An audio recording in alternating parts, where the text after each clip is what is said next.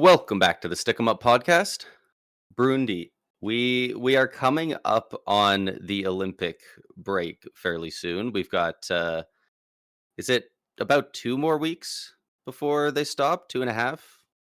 Something around there. About a little over about a week and a half or so, I think. Yeah, and we're starting to see a small kind of miniature trade deadline that seemed to have gone and passed. Still a couple of rumors out there. We got a couple extensions that we can talk about as well. We got rumored people who want to stay with their teams. We got a couple of different things to talk about with all that. So I guess we might as well just jump in. Where do we want to start? Probably the biggest news I think coming out of our favorite place, Buffalo. Yeah, Buffalo has extended Josh Doan 7 years at 6.950 mil, just under 7 mil a season. That's a really nice extension for Buffalo. It really is, and it continues to make this whole trade look a lot better for them. As you know, kind of the most people, not me, not I, will never be me. Thought Buffalo lost pretty bad in this deal. Um, and it just continues to look better and better for them to the point now where, you know, Josh Doan is signing this deal. And again, 7 years, 6.950. This whole, if you've seen the title of this episode, there's going to be some predictions coming later in this episode for the remainder of the season. Some might be bold predictions, some might be regular. I don't think this is a bold prediction. This deal isn't going to turn into a steal. It already is. This contract is already a absolute steal for Buffalo, and Josh Doan probably should fire your agent because you could have commanded a lot more than what you got here. Again, it is still a lot of money, but like Josh Doan is scoring, quite a bit for Buffalo. Do you have his point totals on the I can season? definitely get them pretty quick here. Because he's producing at a pretty good offensive level to the point where he's now, he's getting looks on the first line. He's getting, a lot of offensive opportunities because that's there. But he's one of the better defensive players in the league this season. He leads the league in takeaways on the season. Wow. And again, like for under 7 mil for the next 7 years, that's a really good deal for Buffalo. In 50 games even this year, he's got 15 goals for 35 points. So pretty close to equal goals and assists. He's a decent bit under a point per game, but he's also 23 years old. So you're also this also his first year with the team. You're expecting him to get better for all of those reasons. And yeah, he's already been great this season alone. So it is very much looking like this is not only a steal now, but like it's going to go from a pretty good contract now to like one of the best contracts in the league in a few years. If he keeps doing what we expect him to do. Yeah, and like you said, 35 points in 50 games. You got to remember he started down lower in the lineup and has been working his way up, and over the last bit has been around 8 point per game player. And again, he is 23, but this is his first full season in the NHL. Like this is his first go at being a full-time NHLer. Last year he was back and forth between the NHL, AHL. The year before, mostly in the AHL, got a little bit of looks in the NHL, and that was back even when they were the Arizona Coyotes. They weren't even Utah at that point. So, this is his first go as a full-time NHLer this season, and is absolutely making the most of it, and is very deserving of a contract. Again, he probably should have gotten more, but nonetheless, he's definitely earned a 7-year deal and making some good money here. Yeah, 100%. I think it's obviously mostly just because it's both deals involve the Utah Mammoth, but this deal kind of I see a lot of parallels between the JJ Peterka trade and the Mikhail Sergachev trade, where it's the same team. The buying team is the same team in both instances, obviously, Utah, and they're getting the one big player for two other players where, a couple years down the line now, looking back at the trade already, it looks like the deal's almost worth it for the team that gave up the best player in the deal. It almost looks like it'd be worth it in a one for one. In this deal, like if they could see into the future and do it again, Buffalo might go Paterka for Doan one for one. It's still working out for them. And on top of that, they got it wasn't Samuelson that they got Kesselring. back. Kesselring. And we haven't even seen what he can do for them yet because he's been injured for the majority of the season.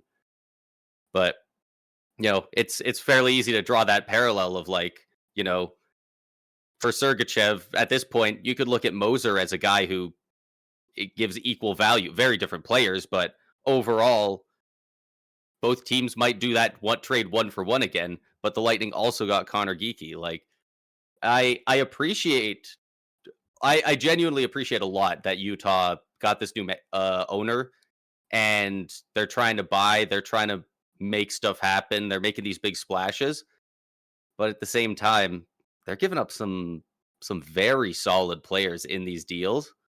And I mean, they have Sergachev and Paterka. They're not hurting for talent or anything, but they're gonna have to start putting it together a little more than they have if they want to keep buying, especially being in that Central Division. Yeah, yeah, absolutely for sure. We can move on from Buffalo here. I can move on over to Pittsburgh. Got a little bit of stuff going on in Pittsburgh. Evgeni Malkin, who is having a phenomenal season here for the Penguins, has made it known that he wants to stay with Pittsburgh, with the Penguins. He wants to stay with the team. We know that Kyle Dubas isn't quite on that same level. Was kind of put out there before the season began that Malkin, his contract would run out at the end of the season with Pittsburgh, and there wouldn't be a new deal coming, no extension. They were going to part ways with him, and Malkin's not giving up though, and that's very on par with the type of player he is and everything. He's basically putting it out there that he wants to stay with the team. He does not have any plans to go play anywhere else. And if it means he's got to take a much cheaper deal to stay with the team, he will absolutely do that. Yeah, and if he's now saying out loud he wants to stay, I do think they end up keeping him.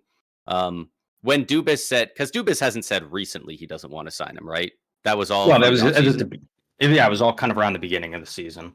Yeah, and at that point, we were all predicting that Gavin McKenna was going to end up in Pittsburgh. We thought Pittsburgh was going to be a bottom, I thought their ceiling was bottom 4 or 5 team in the league. I thought they were cooked. It seemed like management finally realized they were cooked, and the players didn't get the memo. And they're winning, and they're doing great this season. They're in the playoffs right now, and it's late January. I don't think anyone, especially Dubas, saw this coming, and that was kind of one of the, we need to get younger, we need to do all of that, and that was a big reason for it. They make the playoffs this year. I mean, who knows what direction the team is going to or should be taking at that point. But yeah, I would not be shocked, given the bit of a change of trajectory for the team, if they end up keeping Malkin. Yeah, especially that's kind if of he's where willing I'm to take at. less money. Yeah, because I mean, again, if you're moving on from Malkin, it's like, what's the point in keeping Crosby then, right? If that's the case, just start to tear it all down. And obviously, Crosby similar, doesn't want to go anywhere and has made that very clear. But Malkin, I mean, yeah, the only what's the only knock on Malkin is that he's going to be 40 next season. Yeah. Okay. He was never, it's not like he relies on his skating to be an elite player. It's because he's just still got that high-end skill and still has it at the age of 39.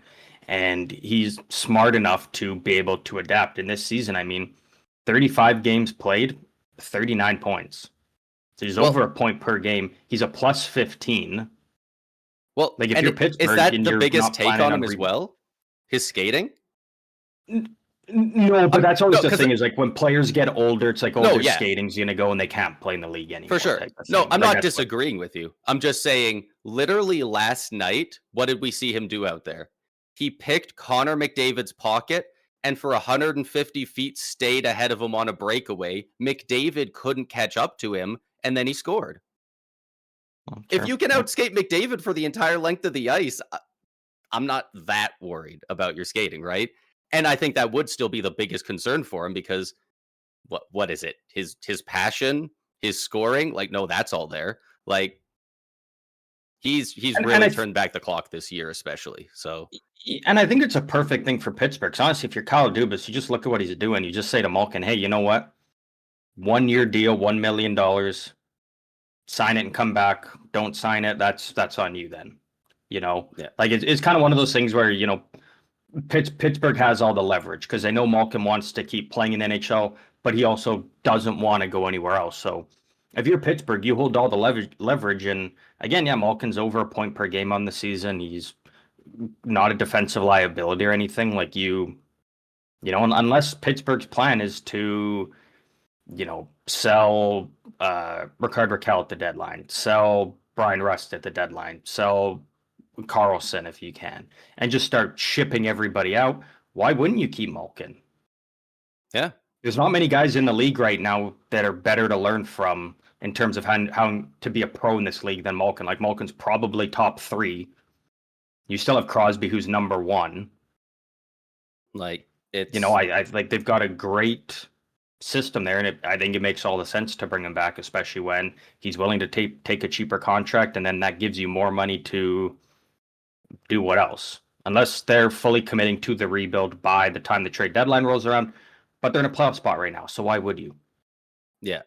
Why why And why would you pack it in? you know what? Like I would even go a bit further with that and be like, is this team looking to buy huge in free agency? Like how much cap space does this team need? Like, if you don't need, like, don't give them the bag because you're okay with him walking, right? But you don't even have to go that low and like risk him leaving. I think it's better if you keep him. If he's only got this season left at 6.1 mil. If you give him 5 mil next year, hell, if you just re up him one more year on that 6 mil, like right now, they have almost 14 million in cap space. Are they going to use all that? They still got some guys who I mean, are they might. I mean, UFAs that are older guys.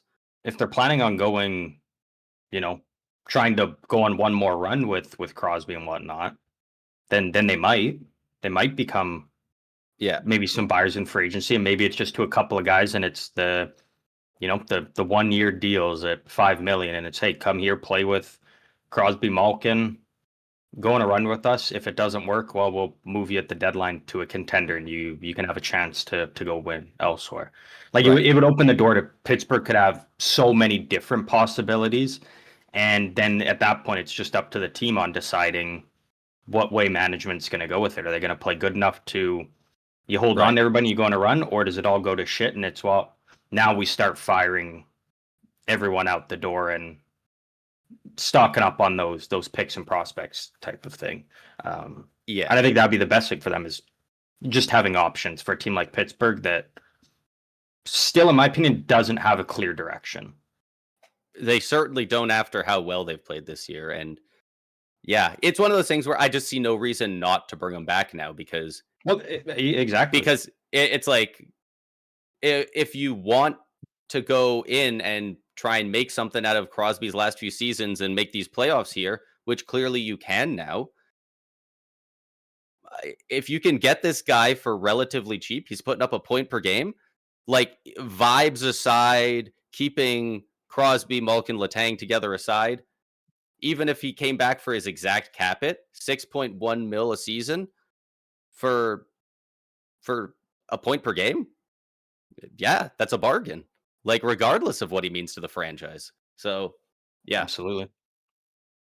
unless he is not okay uh taking either a discount or even the same amount of money. Like if he wants to get paid, then obviously it becomes a bit of an issue, but it doesn't sound like Mhm. that's the case at all. So Yeah. yeah, Yeah, we'll see. it's We'll see what crazy. happens with Malkin and the Penguins. Is again, they have different options and different ways they could go with it. So Yeah. Well, I had so many of their players on my trade board to start the season. I thought for sure halfway through the season, I thought Rust was out the door. I thought Raquel was going to get moved. I thought somebody would take a flyer on Carlson. Like, I thought tons of these guys would be getting moved around, but no, when you're now we're winning, you're unsure. winning. Yeah, exactly. And it's also doing right by the player, especially for a guy like Malkin that just wants to be a career Penguin, Yeah. right? So, do I know a team that maybe is starting to catch a little bit of flack for kind of not treating a legend like a legend once they're out the door? That is the San Jose Sharks. I didn't put it in here, but did you I don't hear? think I heard So if about I this. if I had to ask you, Okay. right, over the last, say, 20 years of Sharks hockey, we already know that. 2006 to 2026. Yeah, we already know that Joe Thornton, Patrick Marleau, their numbers have been retired, right?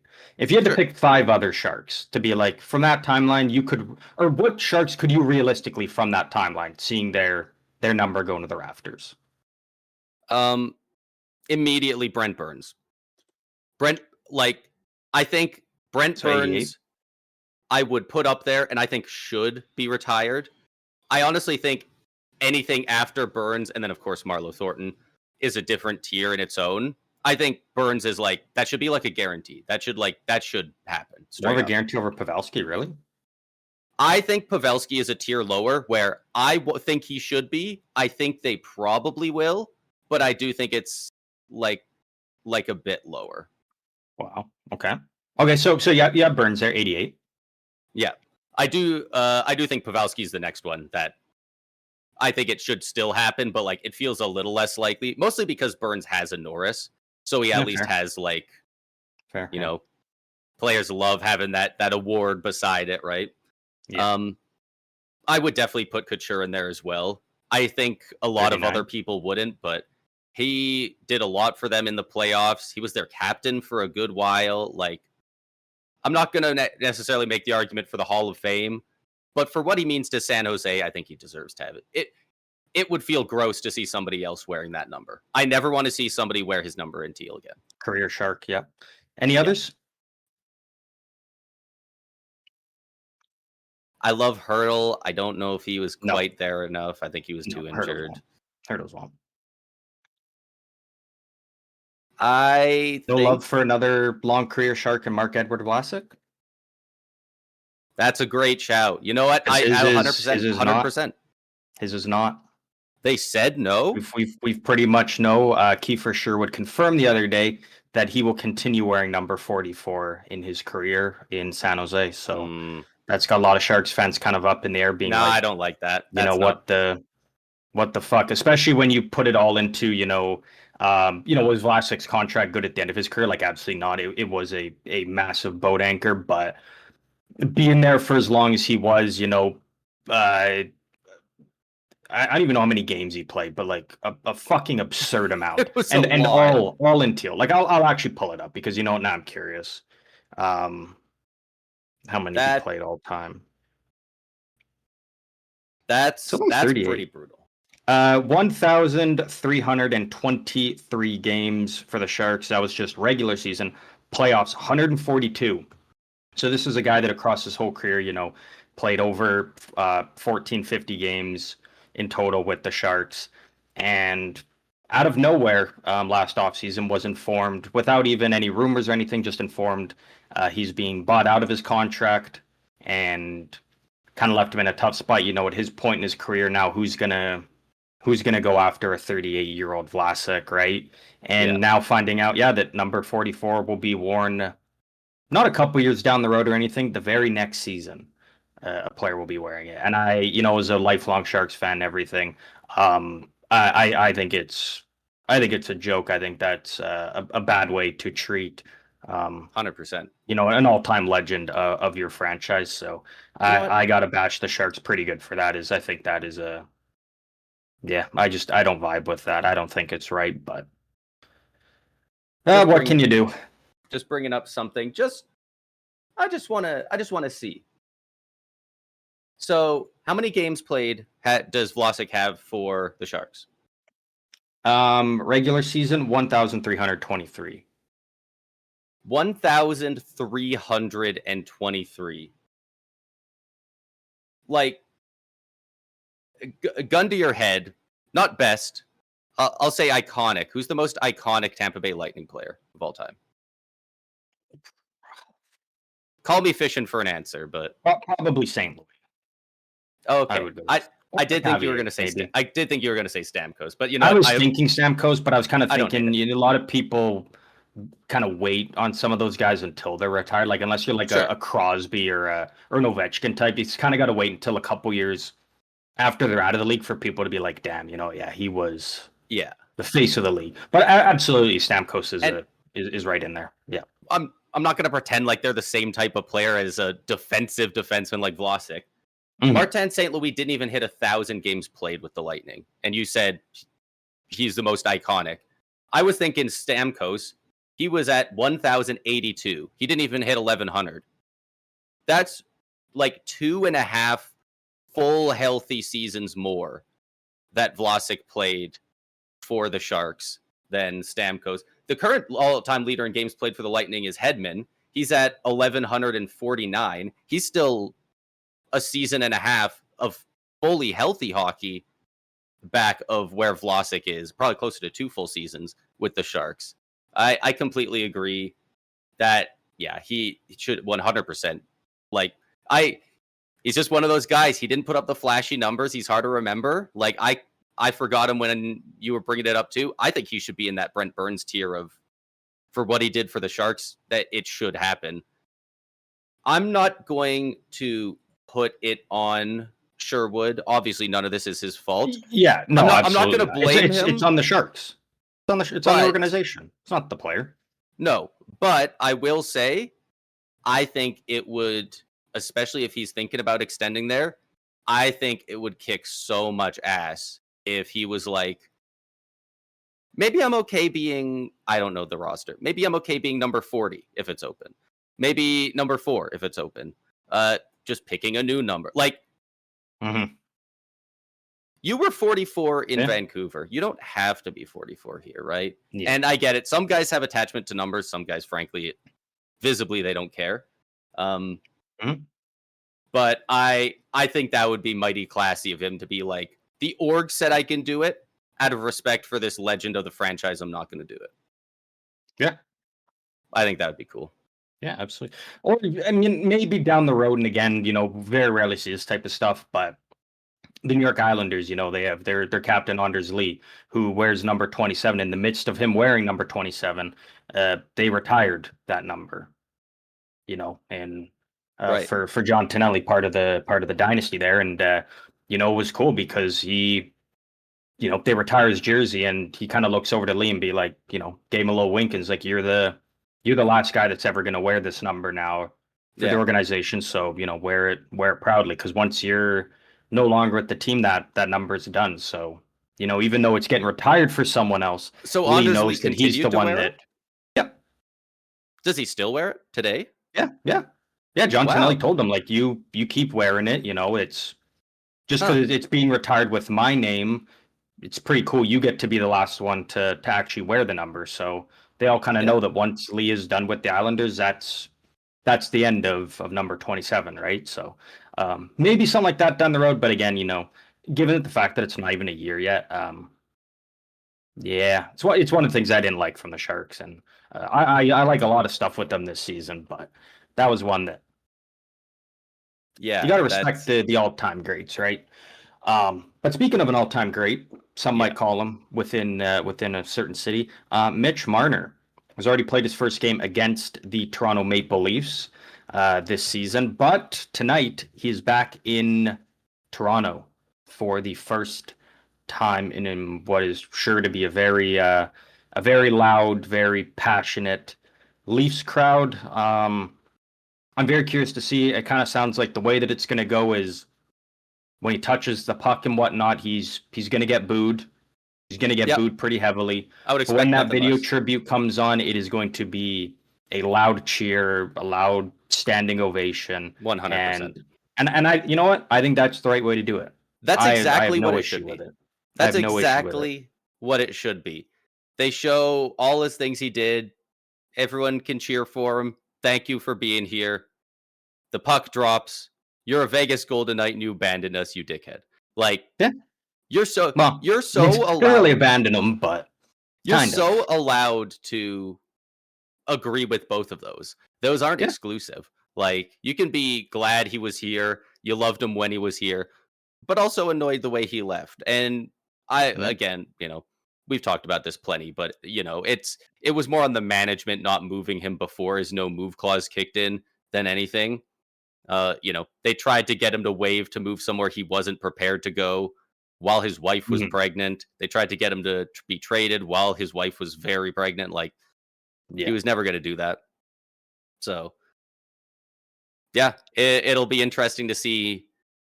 I 100% agree with everything you said there on touches the puck, he'll get booed, but everyone's cheering him at the start. Like, I'm just curious to see how loud each of those instances are, How I loud think is the both are gonna cheering? be are gonna be pretty loud. I really do think it's gonna be when Yeah. he touches the puck, it is going to be a loud rain of boos.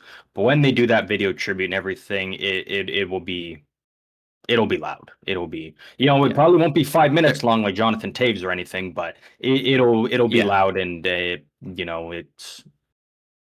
gonna be an emotional night for Marner. Yeah. Absolutely. I think we're gonna hear quite a few boos as well during the cheers. I think the cheers will be louder during Yeah, the yeah. tribute, There's but always I gonna think be those you're gonna people hear though, yeah. some. Absolutely. I Hopefully they do get drowned wonder out though. I do wonder if it'll be one of those things where, like, vast, like, 90% cheering, and they're showing the tribute, they're talking about him, and then they show a clip of him playing in the playoffs. Maybe it's against Montreal, maybe it's against the Bruins, and everyone kind of swaps to booze for a bit, and then they go back to cheering when they show something else. Yeah, maybe. Like, if they show any of his more infamous moments, obviously they're not going to be showing highlights of him, taking a delay of game penalty in the playoffs again, but Mhm. it'll be interesting to see how they do it for sure. That'll definitely Yeah, be a good it'll watch. it'll absolutely be a emotional night for Marner to say the least. Maybe not an emotional night for these guys, but a very rough night on Wednesday night, I believe it was, for Flyers forward Garnet Hathaway and Leafs forward Easton Cowan, finding themselves on a lot of highlights, but not for the good reasons, for very bad reasons. The Yeah. exact opposite. Don't really have to go super in depth on either of them, but essentially, one could make the argument that they cost their team 2 points on the game. I don't think there's an argument to be made. I think they did cost him 2 points. Like, at least Patrick Stefan's team ended up winning. You know, Yeah, the one of the most infamous clips of all time: Patrick Stefan coming down, one hand on his stick, empty netter, and it bounces, goes to the side. Dude just wipes out, and team goes back the other way. They score. The game's tied up. Luckily, the Stars end up winning in overtime. So other team gets a point they maybe shouldn't have, but in the end, no harm, no foul. Uh, yeah, Garnet Hathaway, brutal. He skates in, empty net, and he's got defenseman fairly close behind him, but he's not competing with that guy for it. It's as if he knows he has 50 feet between him and the next guy, and he's like just skating to glide it into the net. Like, it just felt like he had a brain fart more than yeah. it was pure laziness, but yeah, Garnet Hathaway. Not only did he fuck over the Flyers in this game, he fucked me over. As I at one point in time this season, all of last season, but at one point in time this season, I had Clayton Keller on my fantasy hockey team. I traded him away, and I'm going up against him. He is making his return against my team. this week in fantasy, and Oof. he got 10 points, 10 fantasy points in the span of the time that Garnet Hathaway fucked up that empty netter. So if I lose, Because he got the tying it's goal all and Garnet the OT Hathaway's goal, right? and the OT. Yeah, Oh, brutal. Garnet Hathaway, you fucked me. That was And a tough one. I do feel for Hathaway though. Like that's obviously a tough way to lose yeah, a game. I mean, at least you did get 1 point, but you should have gotten the you two should and have a won in regulation win. regulation. And Yeah, on a personal note, he should have had a goal. And instead, that's pretty embarrassing for a guy that is seen as a vet in the league. yeah, Like, we're going to get to Easton Cowan in a second here, but at least he's a rookie or a young player, right? yeah. Like, that, Like Hathaway's it been happens. a Hathaway veteran with in the league. nobody in front of him, empty net. He's already across the blue line. He could have shot from where he was and just gets yoinked. They go the other way, score, overtime, score. It's rough. Oh, And I then didn't yeah, see it myself, but my wife was telling me about there was a picture of the locker room as most of the guys had cleared out, yeah, where Hathaway's still just sitting in there staring at the ground, full equipment, helmet off, full rest of his equipment still on, and yeah, like most of his teammates have already like packed up and left. Like he's just sitting there thinking about it. It's brutal. yeah, yeah. And then yeah, Easton Cowan. The very same night, Toronto and Detroit. Um, the final matchup of the regular season. Detroit was already winning the season series 3-0. So looking to sweep the Maple Leafs on the regular season. Game goes to overtime, tied 1-1. Big point on the line. Um, Easton Cowan just gets mugged center Yeah. ice by Moritz Seider. Seider slides it over to Dylan Larkin. Dylan Larkin fires it home. Then Moritz Seider, just to really rub salt in the wound, just levels. I think it was Jake McCabe after the fact. There's McCabe goes in to hit him.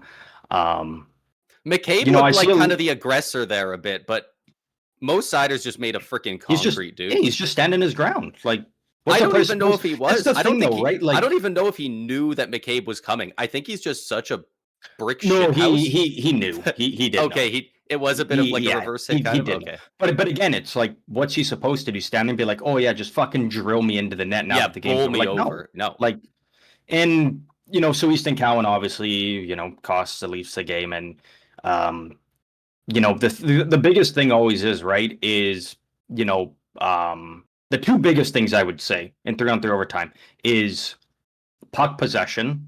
When you got the puck, make sure that if you're holding on to it, you're not giving it away to the other team. If you got to rag it for a bit, do it. If it's And a 50-50 pass, if you circle back. You don't well, force anything. if you're the last guy back, don't fuck around. If you're Yeah. sitting there and you're like, there's nobody between me and our goalie, I can't be fucking around. And that's kind of what he tried to do, and tried to, juke out Seider, and Seider locked onto him. And a lot of people say, well, what's he supposed to do in that situation? Fucking pass it back to your goalie. You're at center ice, you slide it back to your goalie. Your A goalie lot can of get guys it. You can forget get that the you puck can do back that. and regroup. Guys do it all the time. He had so many options there, and unfortunately, went with the worst possible option there, and that's a big loss for the Leafs, and Detroit sweeps the Leafs 4-0 in They the need season those points, series. man. Um, That's what's so and brutal about this. it's a hard learning lesson, but I guess Yeah. better to do it when you're a rookie and you can learn from it, and you've got the rest of your career to not make that same mistake again. And you now know that that's a pretty shitty feeling, kind of being out there being like, you know, and I'm not saying Easton Cowan's the sole reason Toronto lost the game. Toronto had numerous chances to win the game in regulation, in overtime up until that point. But when you're a rookie, that's got to be a pretty shitty feeling to be like, to Yeah. think in your mind, I'm the sole reason we lost. And again, I don't think he was, but it's pretty hard Yeah. to convince a 20-year-old kid that, hey, it's not your fault, when he's like, look at the evidence right here. Yeah. That's got to be a pretty shitty feeling, though. I do also think part of it was he just didn't think Seider was going to pressure him the way he did. Because And underestimate him a bit. so few guys get physical hardly at any level in overtime. Like you almost never see body checks in 3-on-3 overtime, because if you do it, you're taking both of yourselves out of the play. If you miss, the other guy's gone, you're out of the play, like everything's fucked up now. Like now it's almost always an odd man rush. So few guys ever go for it. And he was kind of like, it was set middle of the ice. Seider was behind him. He's like, how could he possibly hit me? Seider literally, like, that's just a man, just overpowers him and takes the puck from him. Like It was a it grown was a man very against a unique boy. way to get him. Yeah, straight up. Yeah. So both of these It's tough. very rough though. Like those are two teams in Philly and the Leafs that those teams desperately need these points. You know, if this happens to the Avalanche, if this happens to the Stars, it's like that's embarrassing. Whatever. Yeah. Like this happens to these teams, it's like it wouldn't be surprising if Philly was within 2 points of the playoffs on the outside looking in. Like they could very realistically end up there at the end of the season. So the fact that they dropped a full 2 points is brutal. The Leafs, they only dropped 1, but they also dropped it in division to people that they are directly competing for playoff spot with. Yeah. It's pretty rough. It's very rough, yeah. But last bit of kind of NHL news kind of going on here. A little bit of talk with some penalties here. I know you had some stuff you wanted to pull up here, so I will throw the mic to you and let you break it down for us. Yeah, so Darren Dreger, this is from TSN. Darren Dreger is reporting that after the phantom penalty on Lane Hutson the other day, for those who didn't see, Lane Hutson was skating into the zone, the offensive zone against the Minnesota Wild, and one of the Wild players just fell backwards, literally like 3 or 4 feet away from Hutson. Like sometimes people are like, he didn't touch him, but they mean like he didn't touch him hard enough for him to fall over.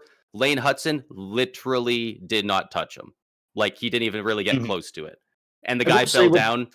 Ref didn't see. He called a tripping, unfortunately. So I will say, because I don't think this was the most egregious one that was called on this day. Again, it should have been a penalty on Hudson. Absolutely not.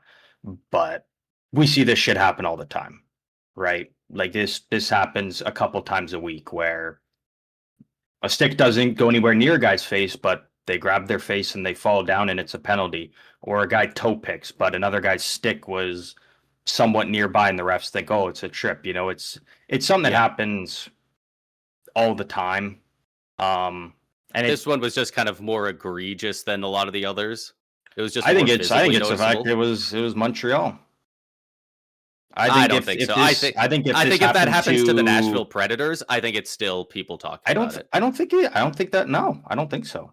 I think it's because Montreal is one of the most watched games. They get top 3 most of the the channels and broadcasts focused on them. A lot of the panels are always watching the Montreal games and talking about them. They're one of the largest fan bases. Like if this happened in a Utah game, I don't think many people would be talking about it. I think, but because there were so many eyes on this game, that it's more a talking point. Because again, this type of stuff happens all the time, and it's now the first time this type, not like this though. Yeah, absolutely. This is. I don't remember the last time something like this happened. I don't know if I've ever seen it, frankly. Yeah, because this stuff. Like again, the other penalty we're going to get to is more egregious because it's something we never see. And it's between two teams. The announcers had no idea what was happening. that don't get as much, people are starting to watch the Sharks a bit more because of where they're at, and people always will, focus on Tampa because they're consistently one of the top teams in the league. But that one is something that we've never seen before, and no one had a clue what was happening with this type. It's one of those ones where it's the ref is more focused on something else, kind of that has their main focus, but in the corner of their eye, they see, that a player falls down and they assume, it's a trip, that type of stuff happens. Yes. It does, but it doesn't happen to this egregious level.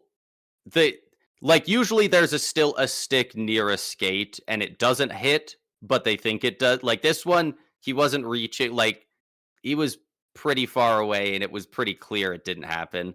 The ref did go apologize afterwards to him in the bench or the penalty box, because I guess to go over the rest of the TSN report here. After this phantom penalty on Hudson, the NHL is having internal discussions to consider additional reviews that could help officials correct an obvious wrong call. Reviews are already available to confirm double minors for high sticking or reduce major penalties. I have a direct example of this because I watch Lightning games. I believe it was last week against the Stars. It might have been earlier this week. I don't know who. I'm going to say Zemgus Girgensons, taking a guess. Went to the penalty box for 4 minutes high sticking. And they showed the replay 5 times. They showed it 5 times. And 5 times I went, fuck. I mean, what do you do? Sometimes you accidentally hit a guy in the face with your stick. Actually, I think it was Dylan Duke. But regardless, they showed the replay several times. Me and my wife both just went, sometimes you accidentally clip a guy.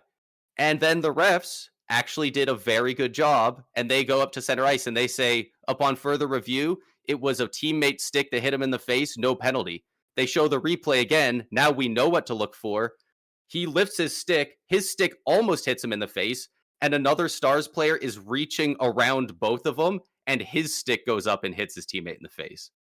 And it's like, so that was a wrong call, but because it drew blood, it is now a 4-minute penalty.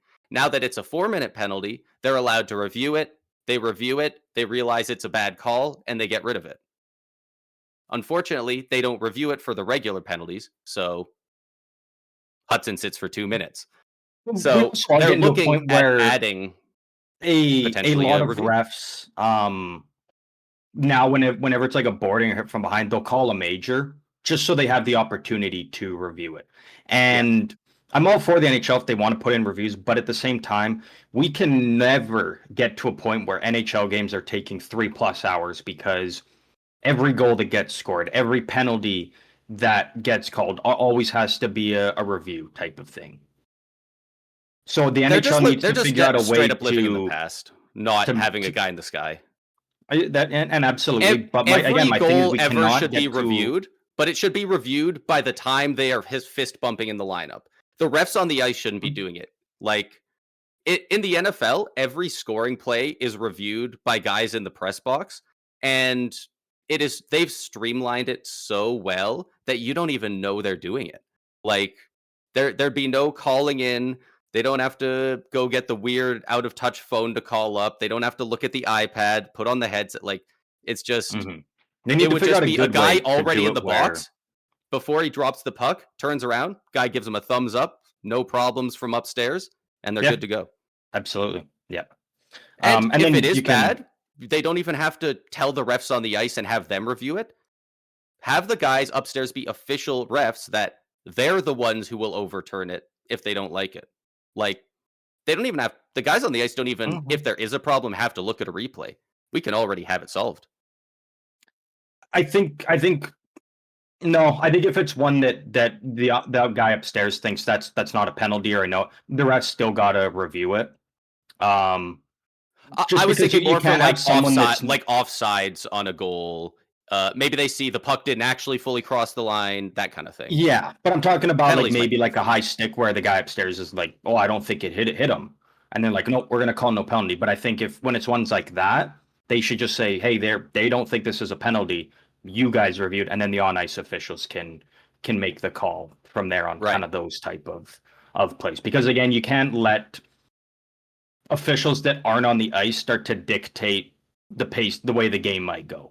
Because say you've got, Battle of Florida, right? And Ekblad very clearly high sticks Hagel in the head, right? I'm assuming because that's probably who he would target. 100%. And on the ice, they'd be like, yeah, nope, high stick. But say the guy upstairs thinks, oh, I think that hit shoulder, that didn't hit the head. We're going to call no penalty. And then all of a sudden, you're now the refs on the ice. And it's like, now they're saying no penalty. We have to go with no penalty. And that's just going to fire, whatever team that's on the wrong end, they feel like. And then the game could potentially get out of hand or more shit happens. It's going to fire up the crowd, fire up the teams. And also, who are they going to target that towards? The refs. And it wouldn't even be the refs on the ice's fault. Yeah. It would. So then now you've got an entire pissed off team of Tampa players on that play, and the refs are like, yeah, we now have to take care of all this, even though we didn't have anything to do with it in the end. It wasn't our call. I think I think on probably those ones you gotta give them that like overall power. It would be more for like, it wouldn't be for judgment calls where it's like, I don't think it was this bad. It shouldn't be this. Or like, it would be more of like, you missed this entirely, or you were wrong. This never happened. You thought it did, but it didn't. Like, yeah, it's working with I'd the be calls fine on with the them ice. being able to get rid of the Hudson one.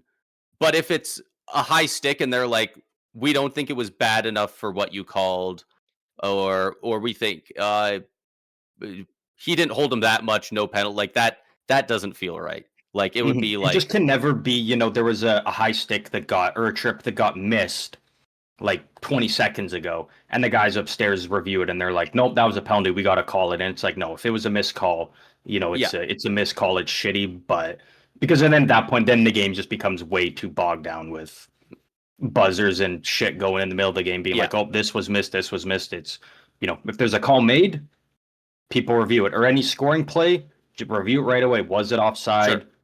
Sure. If there's goal interference, the coach can challenge that, or you might be able to do away with the coach's challenge. If the reviewing's good enough upstairs, they might not even need to do that, depending on how it goes. Maybe. I think the coach challenge might still have to be a thing for goal interference, because again, goal interference is so, it could very well come down to who's reviewing it that night. Yeah. Hell, right? If it was just coach's challenge for goaltender interference and it wasn't about offside anymore, even that would be nice. Yeah, like I don't think you should be able to challenge for offside. I think when a goal is scored, it should automatically be reviewed. Was the play offside? You shouldn't be allowed to challenge it. It like, should already that makes sense. Be a thing. The only thing you should be able to challenge for is goalie interference. Yeah. The part where you said we can't get to the point where they're stopping the plays because a trip happened earlier, I do agree with that, but I would put a caveat of, if there is a missed penalty, they shouldn't stop the play for it. What if 20 seconds after that missed trip, that team scores a goal? Doesn't matter. I think maybe then they should be able to review it, even if they don't necessarily give the team the penalty. Maybe like, there was a missed call on the play 20 seconds ago, no goal face-off. No. I think that, because I think that would just lead to promoting more diving in the league. If you're in your own end and you've been hemmed in there for a minute, for diving. We know they're not going to do that. There's no way we can get to a point where it's now every goal. It's like, okay, now we got to focus. Was there a penalty in the last 30 seconds? Did they go offside at any point? Was there goal interference? At that point, it's like just, no. I think coaches challenge. Don't commit penalties if you want to win a hockey game. I don't know. Like, it seems pretty obvious, man. You can't go down that road, because again, then you're getting to that point where games could potentially get up to over 3 hours in length. No, they've already all the reviews, and by the time they're fist bumping, they've already had the guys on the but again, iPad. The ref still has to review it though, because you can't have the guys upstairs dictating the entirety of the game. The on ice refs still have to look at it at the end of the day, and they make the final call, because they're the ones that have to deal with the repercussions of what is going to go on. It would already be reviewed upstairs. They would already have the exact part sent down that they need to review. Like, it would be go over, you take a look at it. Like, it would. But again, streamline it so much. It goes to my point, because your argument of suspending players for embellishment is never going to happen. So again, if you're hemmed in your own zone, none of this may never happen. We're talking about ways to make the league better. Yeah, if we could control it. But I would never suspend players for diving. I would just keep finding them up the ass every time, and I wouldn't have it be there's a maximum for fine. It'd be first embellishment, you pay this much. I think there should be no fines in the NHL. Keeps going. No fines, only suspensions. I would do fines for embellishment. Maybe for coaches, because it's not an egregious of injuring someone, right? I would do fines for embellishment, but I mean, suspension just feels like a fine that actually does something, because not only are you missing games, but it's more of a monetary penalty than a fine, because you lose the money you get paid for that game.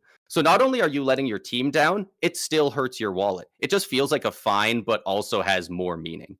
And obviously, guys who get paid more per game, they would lose more money depending on the suspension because so then, it's not the rich players can do whatever they want. Then, because it's also if you're losing games on a suspension, now it's a percentage of Okay, your so money. I'll throw it out to you then It's an because you're 82nd of your money.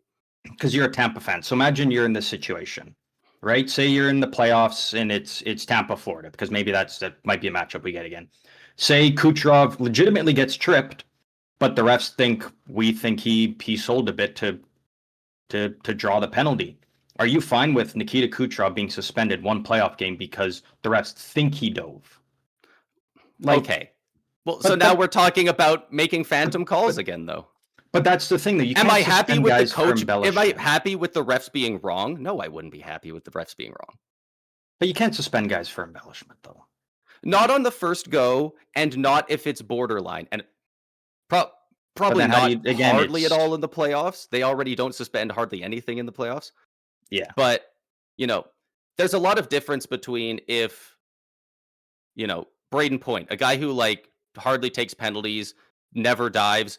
If he gets tripped and it looks like he goes down easy, there's a difference between that and Tim Stützle having a stick come up to here and going like that, right? It's just with embellishment, and it shouldn't be always on who's looking at it, right? Because everybody there's calls where guys are like, that's the most blatant embellishment I've ever seen. But then you also have people that are like, are you even watching the same play? It's one of those things that it's so people just view it so differently that it would be hard to make definitive calls. And also, I'm not saying literally only suspension. I'm saying suspension instead of fine. If it's a week, if it's, this guy trips him, he does, but the guy goes down way too easy. He throws himself forward a little bit.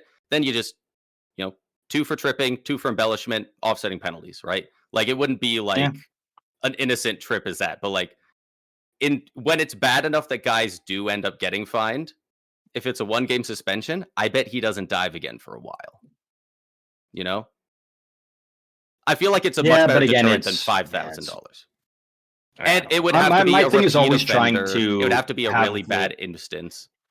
Yeah, but it all goes back to my thing of if you can't have the league getting bogged down with too many things. It's trying to keep the game going in. And again, I'm all for the guy. Any suspension thing would happen afterwards. It wouldn't be during the game. No, but again, it's the whole thing of, when a goal is scored, it's them calling down, being like, oh, there was a penalty 30 seconds ago, no goal. It's like we can't be having those things. But again, I'm all for having a guy. But offsides are fine because the play would have to be blown dead there because that is a legitimate rule. The penalties are so,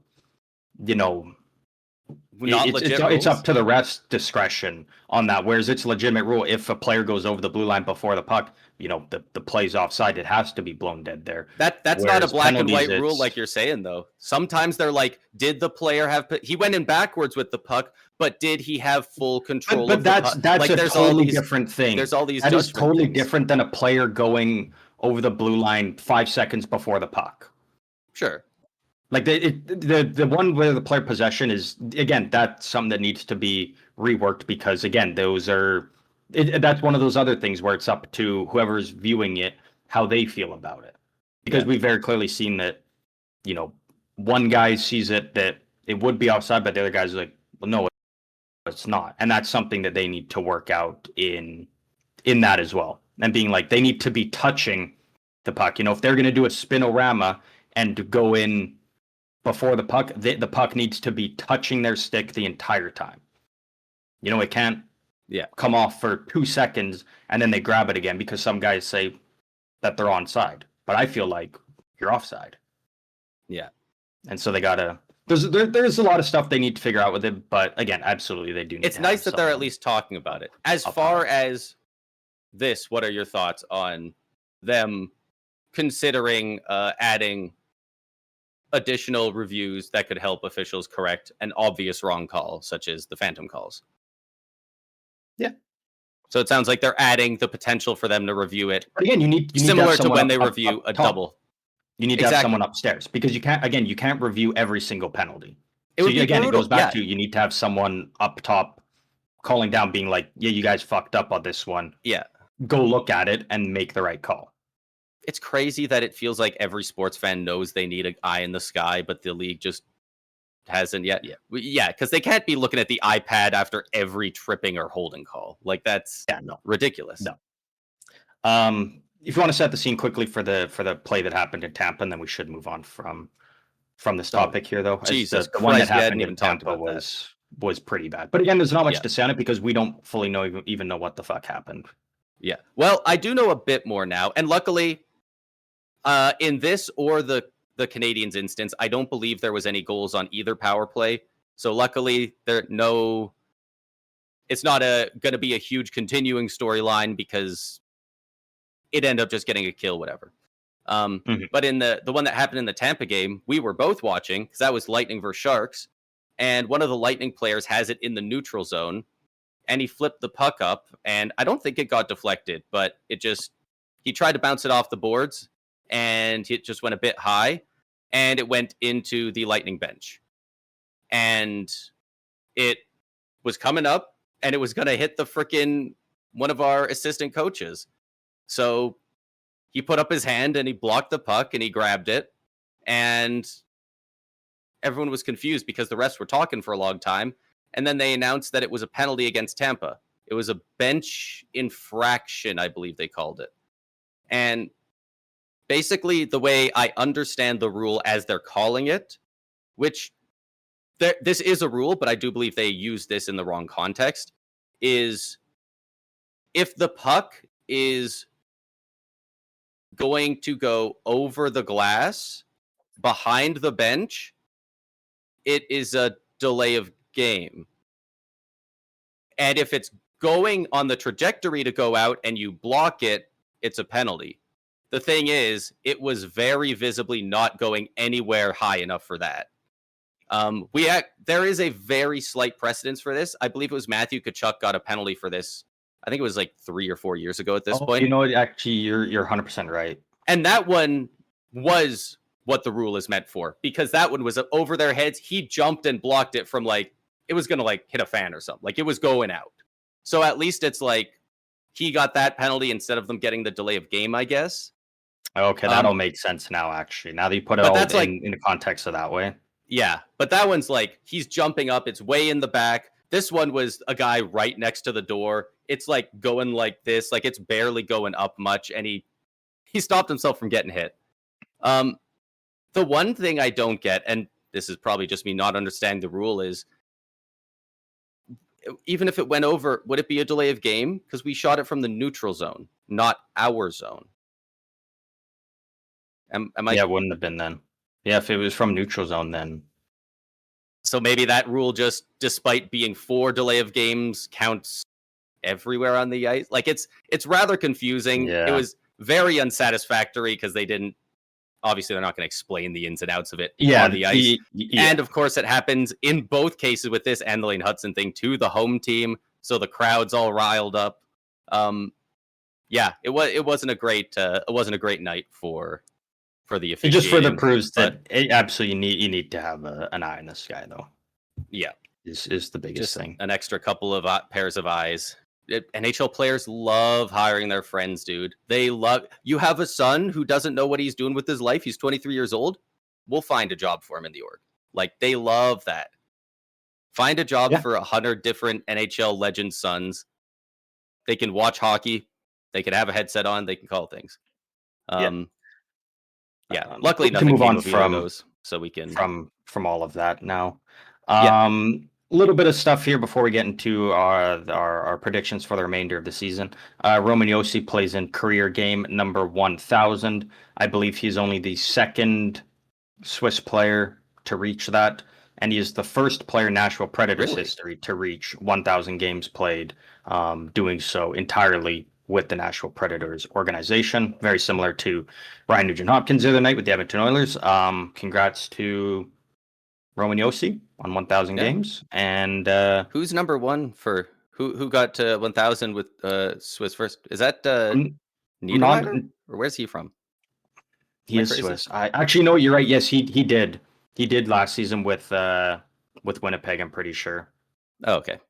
I actually remember talking about him. I'm pretty sure about him reaching. Yeah, Actually, I like, now think that I he look at it, visited. I don't know if he did. Oh yeah, he did. Oh, it was just earlier this season. Okay. 1,018 games, so just recently hit it. Yeah. So good for them representing their country. Both, I They're about assume, to at the do so Olympics as at well. the yeah, they'll do so at the Olympics. And we also got a couple quick things to touch on with the Olympics here. Uh, the Team Sweden. So we talked about them earlier this week. How we know that Leo Carlson and Jonas Brodin are not going. Yeah. No replacements have been announced yet, as Team Sweden is still waiting on the status of a few more players before announcing their replacements. Sounds like they're still Yeah. waiting to hear on Victor Hedman, Gabriel Landeskog, and there was two others as Is well Jesper in that Bratt have mix. an injury? Am I crazy, or is he good? He might have been listed in there. I'm not 100% sure, but I know there was for sure two more players. So Sweden is I basically think just waiting to OEL might have hear. got And hurt for the Leafs the other day. oh, he did. He was actually, yes, yeah. So Sweden's just waiting to find out, fully confirmed on who's going to be good to go, who's out before they make all of Yeah. their final announcements on the replacements for it. Brutal time to get And injured. do you want to let us know what's going on with the Americans here and their replacement? Yeah, so I didn't actually see what happened or how bad it is, but Seth Jones went down, and sounds like he will not be back in time for to play for Team USA at the Olympics, and he will be replaced by, who's he gonna say? Surely it's Lane Hudson. Maybe it's Adam Fox. Maybe they finally bring him. Nope, it's Jackson Lacombe. I like him as a player. I think he's at least the third guy that should have got picked for this. Um, Potentially. So my first takeaway from this whole thing is either Adam Fox's injury is worse than we all thought, or they just fucking hate him. Because I think it's very rare the way that Aren't the these GMs teams like also the are. GMs of the Rangers? Yeah, Like some. Well, not the head GM like Bill Guerin, obviously Minnesota, but the Rangers have some hands in the quite a cookie few jar. guys in there. Yeah. And the way that they build these teams, the fact that a right-handed defenseman got injured and they didn't go with Adam Fox, who's a right-hand defenseman, leads me to believe again either his injury is worse than we thought, or they just straight up fucking hate him. So then that leaves you, yes, either Lane Hudson or Jackson Lacombe, two very different players. I think Lane Hudson is probably already near top 5 in the league for offensive defensemen. Jackson Lacombe is one of the best up-and-coming two-way defensemen in the game. Yeah. So it's kind of a pick 'em. And again, majority of people say Lane Hudson. I understand why they didn't, just because again, you have Zach Werenski, who is almost at 20 goals already on the season. He's probably going to hit 20 goals before the Olympic break. And you have Quinn Hughes. Yeah, he's And at you still got a 19. bunch of other guys. And reality is, this is the 7th, 8th defenseman spot. This is a guy that's going to come in for maybe 1 or 2 games.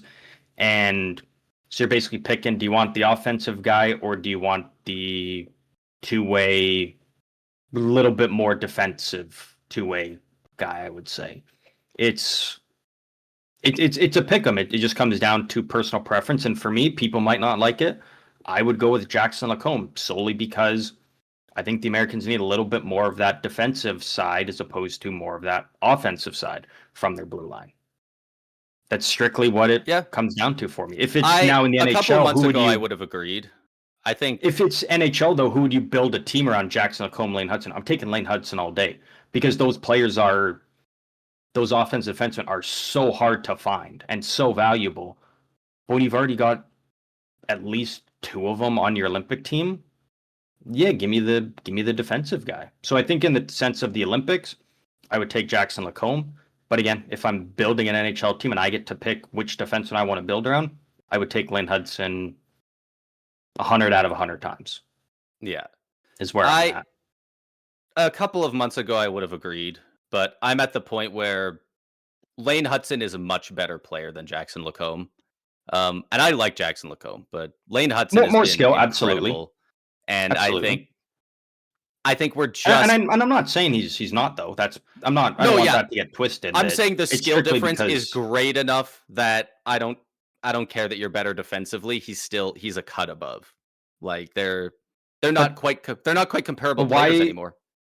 But now we got. But like so. But you Evan Bouchard, you don't want to take him when his offensive skill is so much greater than other guys, even though other guys are way better defensively.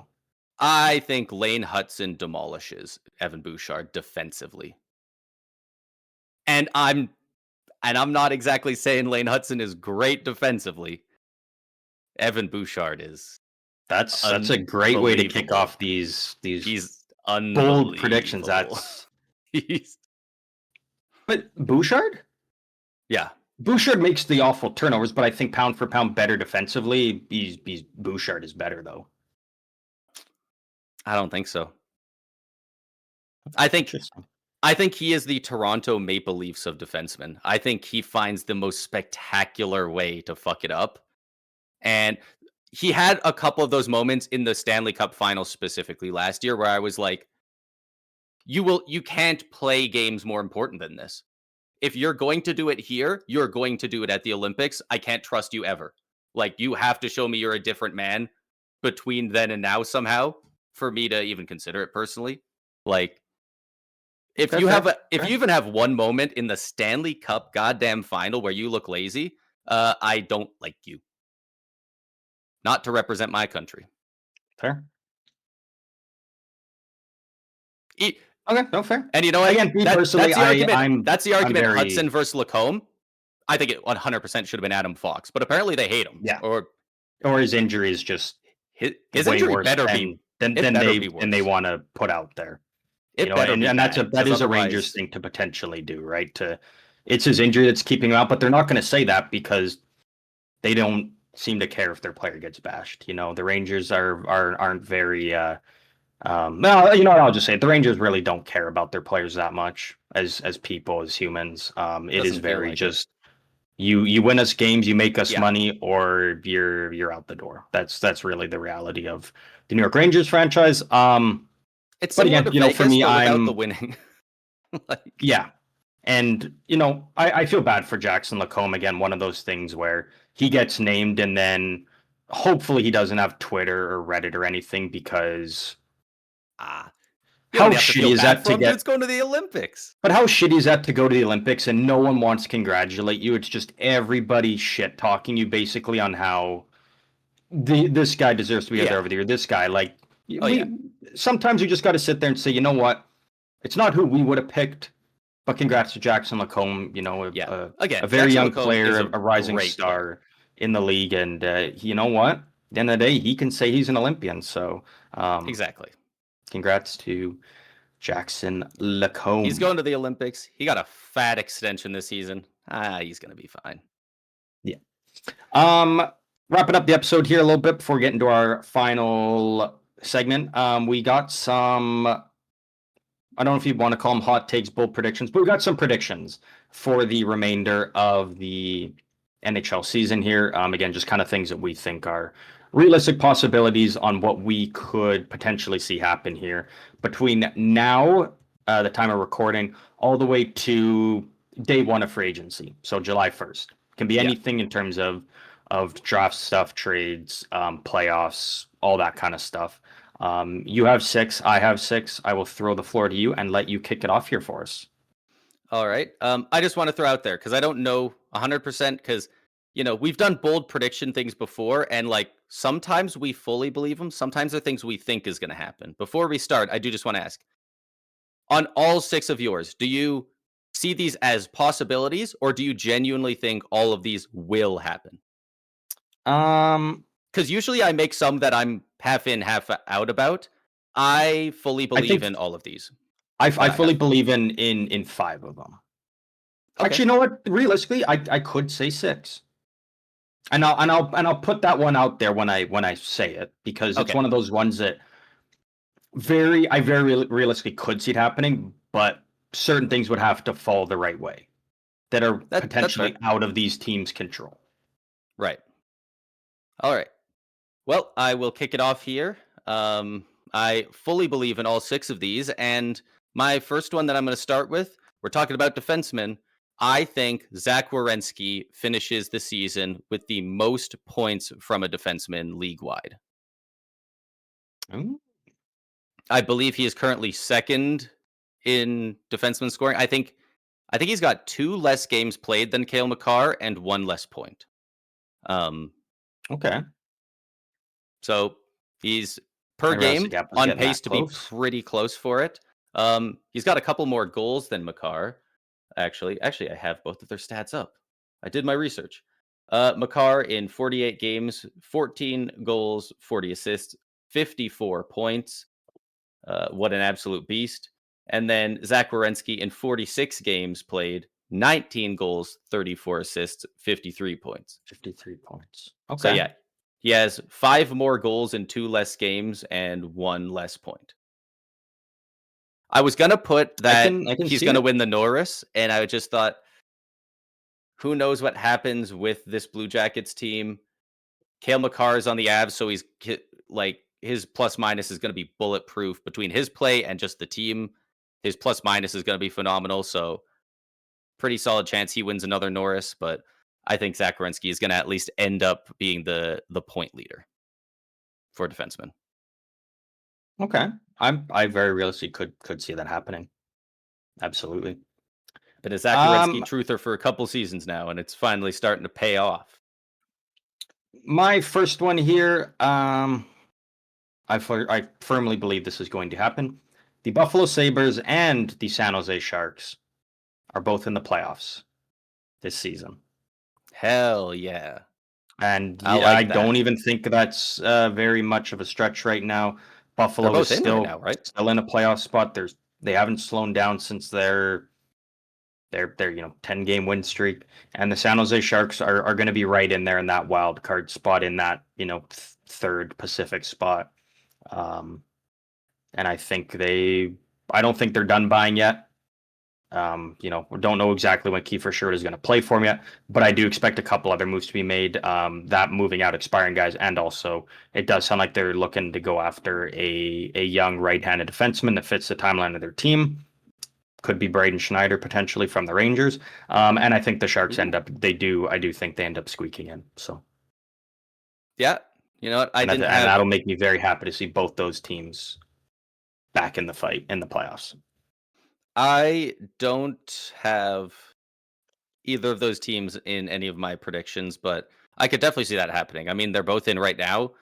People thought, after their 9 or 10 game win streak get broken in Buffalo, that maybe they'd crash back to earth. I think they And went fall off. 7-3 or 7-2-1 or something like that in the 10 games after that. Like, they've still been playing great. It's a tough division, so it's hard to tell, but could definitely One, see it. And it'll make sense once I get to my next one as well, for why I have Buffalo in. you got a little bit more. All right, all right. Well, my next one I have is also playoffs based for teams.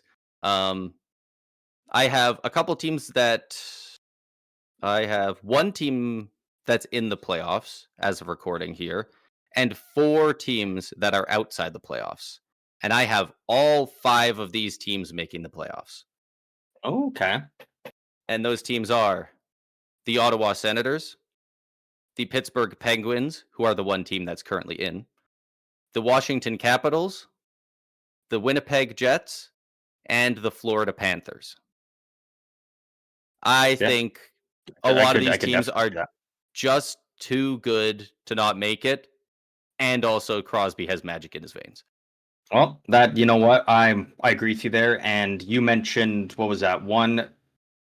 You mentioned 3 Eastern teams that aren't in a playoff spot right now that are going to make the playoffs, which means someone's got to fall out. Yep. Let me just throw my next one out there. They are tied for second in the entire league right now, and I believe the Detroit Red Wings do not buy at the trade deadline, and they end up missing the playoffs. I If think that it's very happens, clear Steve that they Yzerman's fired, are. right? Yeah, If and they're that's kind of that high my up little and they thing on do the end nothing, is okay. Stevie Y loses his job. I think the fact that they had Quinn Hughes out there, who very much so wanted to go to Detroit, and they did not pull the trigger because they didn't think he was going to sign an extension, even though he can't right now. And there's certain prospects that I think they are overvaluing that they did not want to move on from in to get Quinn Hughes. I think they're going to be very scared to buy at the trade deadline. I think they're going to miss their chance to get what they need to go on that battle in the East, because again, Florida's probably going to buy, Tampa's going to buy, Washington's going to buy, Pittsburgh might even buy, Ottawa might buy if they can find things to sell off. And I think Detroit's going to miss their chance, and I think that's going to cost them, and they're going to miss out on the playoffs once again, just barely. And yeah, I think Stevie Y is probably out the door. And Brendan Shanahan will then take over. Interesting. Because he's with Detroit now, isn't he? Shanahan? Pretty sure he's with Detroit now. So I fully expect he would. I want to say Pittsburgh, but I'm probably just thinking Kyle Dubas. So yeah. I think Detroit, unfortunately. And again, if I would like Detroit to make it, I can see but the fact that they basically had Quinn Hughes there for the taking and were scared to do it shows me this management doesn't have it to get the team there. Like, they're not willing to put together a package including Sandin Pellikka to get Quinn Hughes. It was Nate Danielson, the player that they didn't want to move, by the way. He will never be Quinn Hughes. There's no shot. So interesting to say the least with that. With the teams I said that are going to make the playoffs, like the Penguins, I'm just getting this vibe that they just have the magic this year. They're just going to. I don't know if they're going to do much in the playoffs, but they're at least going to get there. You can't count Crosby out, and Stuart Skinner is a fucking beast in Pittsburgh. Yeah, he's been good. Like, he obviously has his off games, and when they're off, they're off. But not in Pittsburgh, though. Really, when he's hot, hot. When he first got there, it was a rough go, and that's fine. You know what? I will never judge a goalie on their first few games with the new team, but since then. Have you seen Stuart Skinner's recent run here with Pittsburgh? Once he finally got settled in after his first 2 games. I think I saw some stats on his last 7 games, and they were absolutely ridiculous. Like a 964 save percentage, 917, 966, 947, 912, an 870 was only 3 goals on 23 shots, and then most recent game against Calgary, a 947. Yeah, his second worst game in that stint was a 917. Yeah, in a span of 7 games. And in Pittsburgh, in front of a Pittsburgh defensive core, which is a Kyle Dubas defensive core. It's not fantastic. That's the one thing he can't put together. So it's very impressive what he's been doing in Pittsburgh. I think they're going to make the playoffs. A lot of these teams, there's not as much to say on other than I think they're going to bounce back. The Capitals, they're not winning as many games as they deserve to be right now. Just looking at the Metro, they are tied in points right now with the Devils. They're 1 behind the Flyers, and those teams are -20 and -8 respectively. The Capitals are +10 in goal differential. I think it's just they're going to string together some wins. It's going to even out, and they're going to get in. I haven't been a good enough boy in my life to get enough karma for the Panthers to miss the playoffs. They're just a good enough team. I just they'll find a way. I just can't see them missing out. Ottawa, if they have to turn it on and win 12 out of 13 to end the season to get in, they'll just do it. Ottawa, I'm right there with you. I think Ottawa's actually been, in my opinion, I think a top 3 team in the entire East all season long. They're just not getting any goaltending. They're a great team from top to bottom. It's legitimately that's giving their goaltending too much credit. They are literally having historically bad goaltending. I saw a stat the other day of their team-wide save percentage, and it is literally in the top, well, I guess rather the bottom 5 all-time save percentages for a team in the expansion era. Or I think since 1992, when that next round of expansion started. The other 4 teams that were in there was the Senators, the first and second year of their existence in expansion, the San Jose Sharks first season as an expansion team, and the Lightning's team in their expansion year. Yeah. It was literally the other 4 slots in the 5 worst were brand new teams who didn't know what they were doing and probably had a bunch of sub NHL guys. And then the It's bad. 20, 25, 26 sends. Like, people were obviously bashing on Sanderson for saying what he did about the goaltending. And he said that the quiet part loud on it for sure. But he wasn't wrong. They need a save. Wasn't wrong. My God. All right, what's your next take here, though? Yeah, I think they make the playoffs if they get 890 save percentage from now until the end of the season. Absolutely. Like, the team is that good. It's just they're like top 5 in expected goals and rush chance. Like, they have a lot of stats that are top 5 in the league, and then it's just 32 on so many goaltending and a couple defensive things. Overall, their team defense is still pretty decent. Yeah. Absolutely. But yeah. And then the Jets, they're starting to pick it up. The West, the Central's strong, but the Pacific is weak enough. I think there's going to be those wild card spots. I think they'll be able to slip in there somewhere.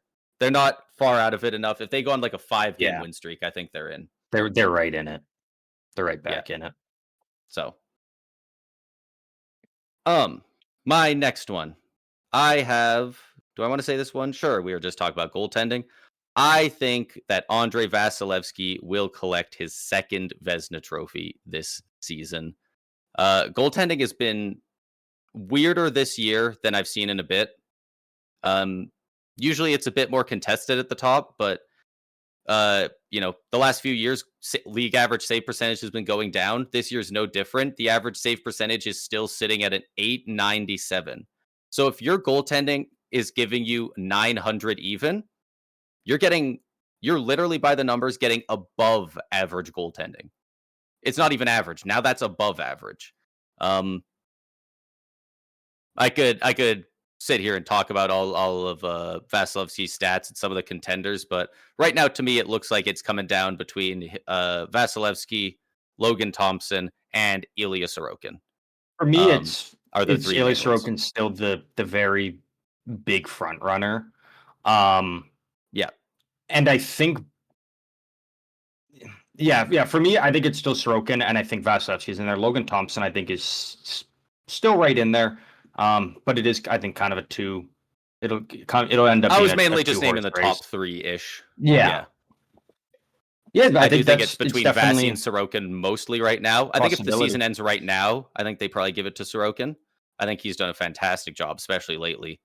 I just obviously I have all the confidence in the world in Vasilevsky, but also Tampa's defensive system has been phenomenal this season, and especially his goals against numbers are reflecting that. And I just don't trust the Islanders a ton, to the point where who knows what happens.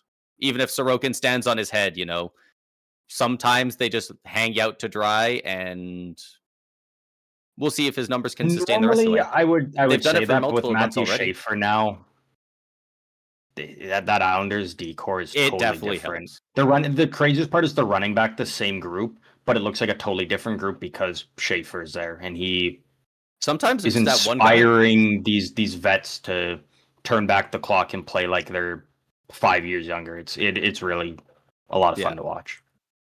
Yeah, absolutely. I could see Vasilevsky winning it. And frankly, I wouldn't exactly be shocked if Sorokin ended up winning it either. Just I have faith in Vasi, and I have more faith in our overall defense to help the numbers end up looking in his favor by the end.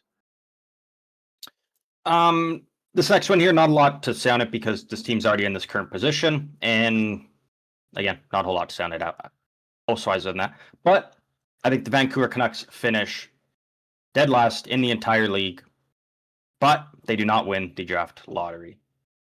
I think they almost did the exact same to either 2 or 3. And I think if you're Vancouver, I think that's fine because I think Ivar Stenberg is the pick for Vancouver. I think that is the player you build around long term for that franchise and everything.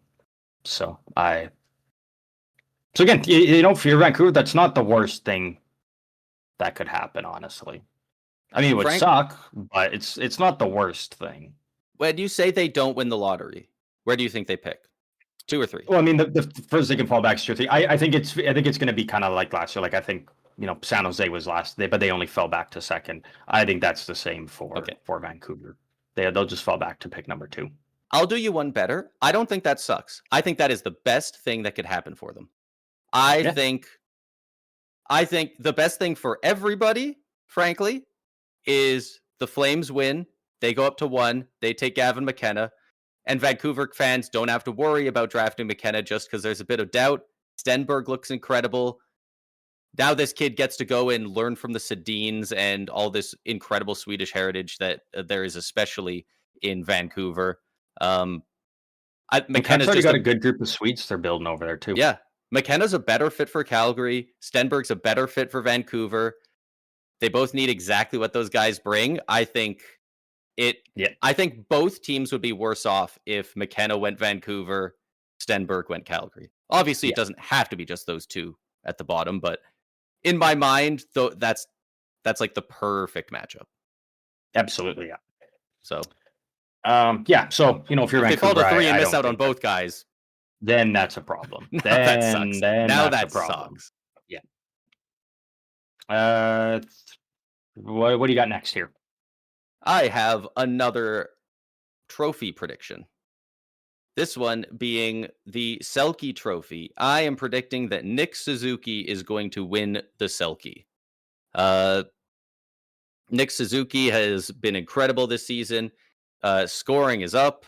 His defensive play is incredible. Like, I don't know if he's playing for the Selke or if he was just trying to get on Team Canada. Probably more of that. But he has been fantastic this season. And I looked around at some of the other guys who are rumored to be in that Selke conversation. Suzuki's playing pretty good defense, and nobody's offense is particularly close. So, and I don't think anyone's on the same level as him in terms of a defensive game this season, to be honest with you. Barkov's not in the equation. There's some guys that are comparable.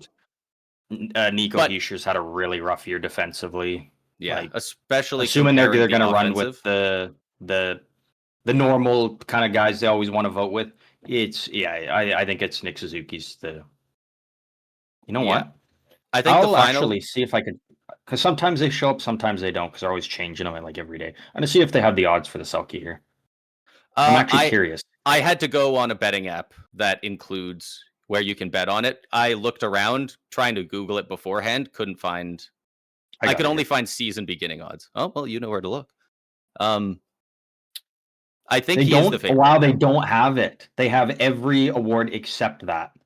Yeah, okay. You're probably looking at the first one I clicked on too. I eventually just went to an app because I was like, I can't.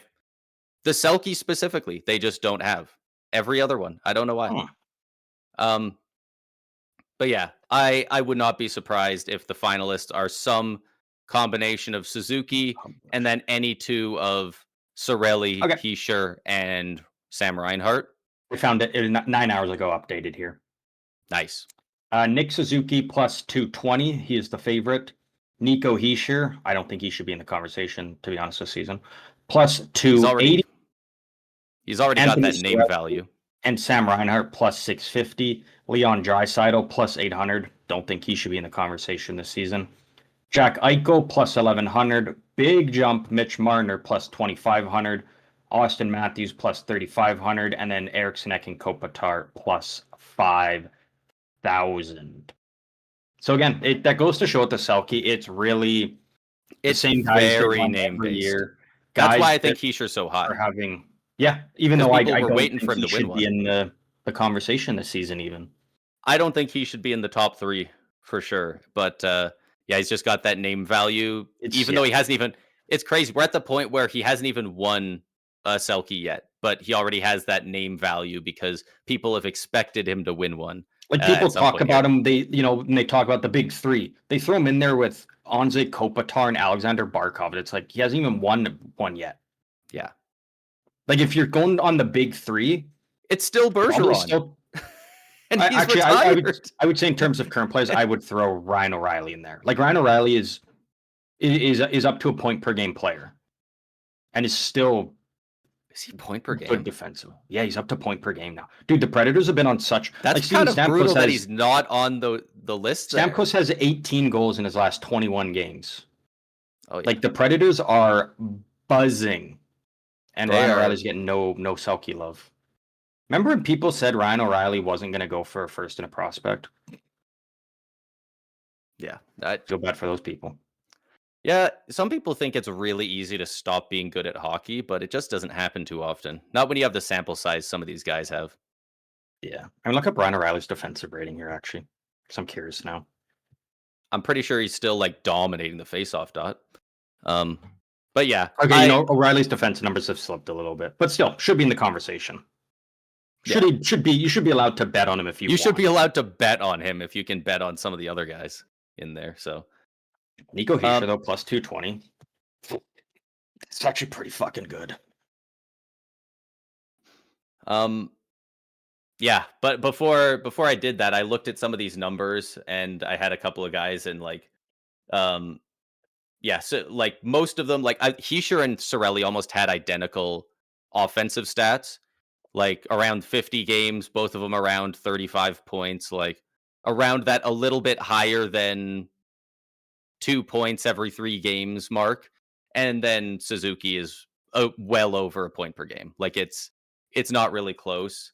I think his biggest competition right now is Sam Reinhart, and Suzuki's plus minus looks way better. Suzuki's defensive game looks way better. Sam Reinhart's still good defensively, but not the same way. Yeah, Yeah. it is Suzuki's to lose at this moment. So definitely not a hot take, but a prediction I have for the rest of the season. No, absolutely. I like it. Next one I got here. This was okay. So this is the one that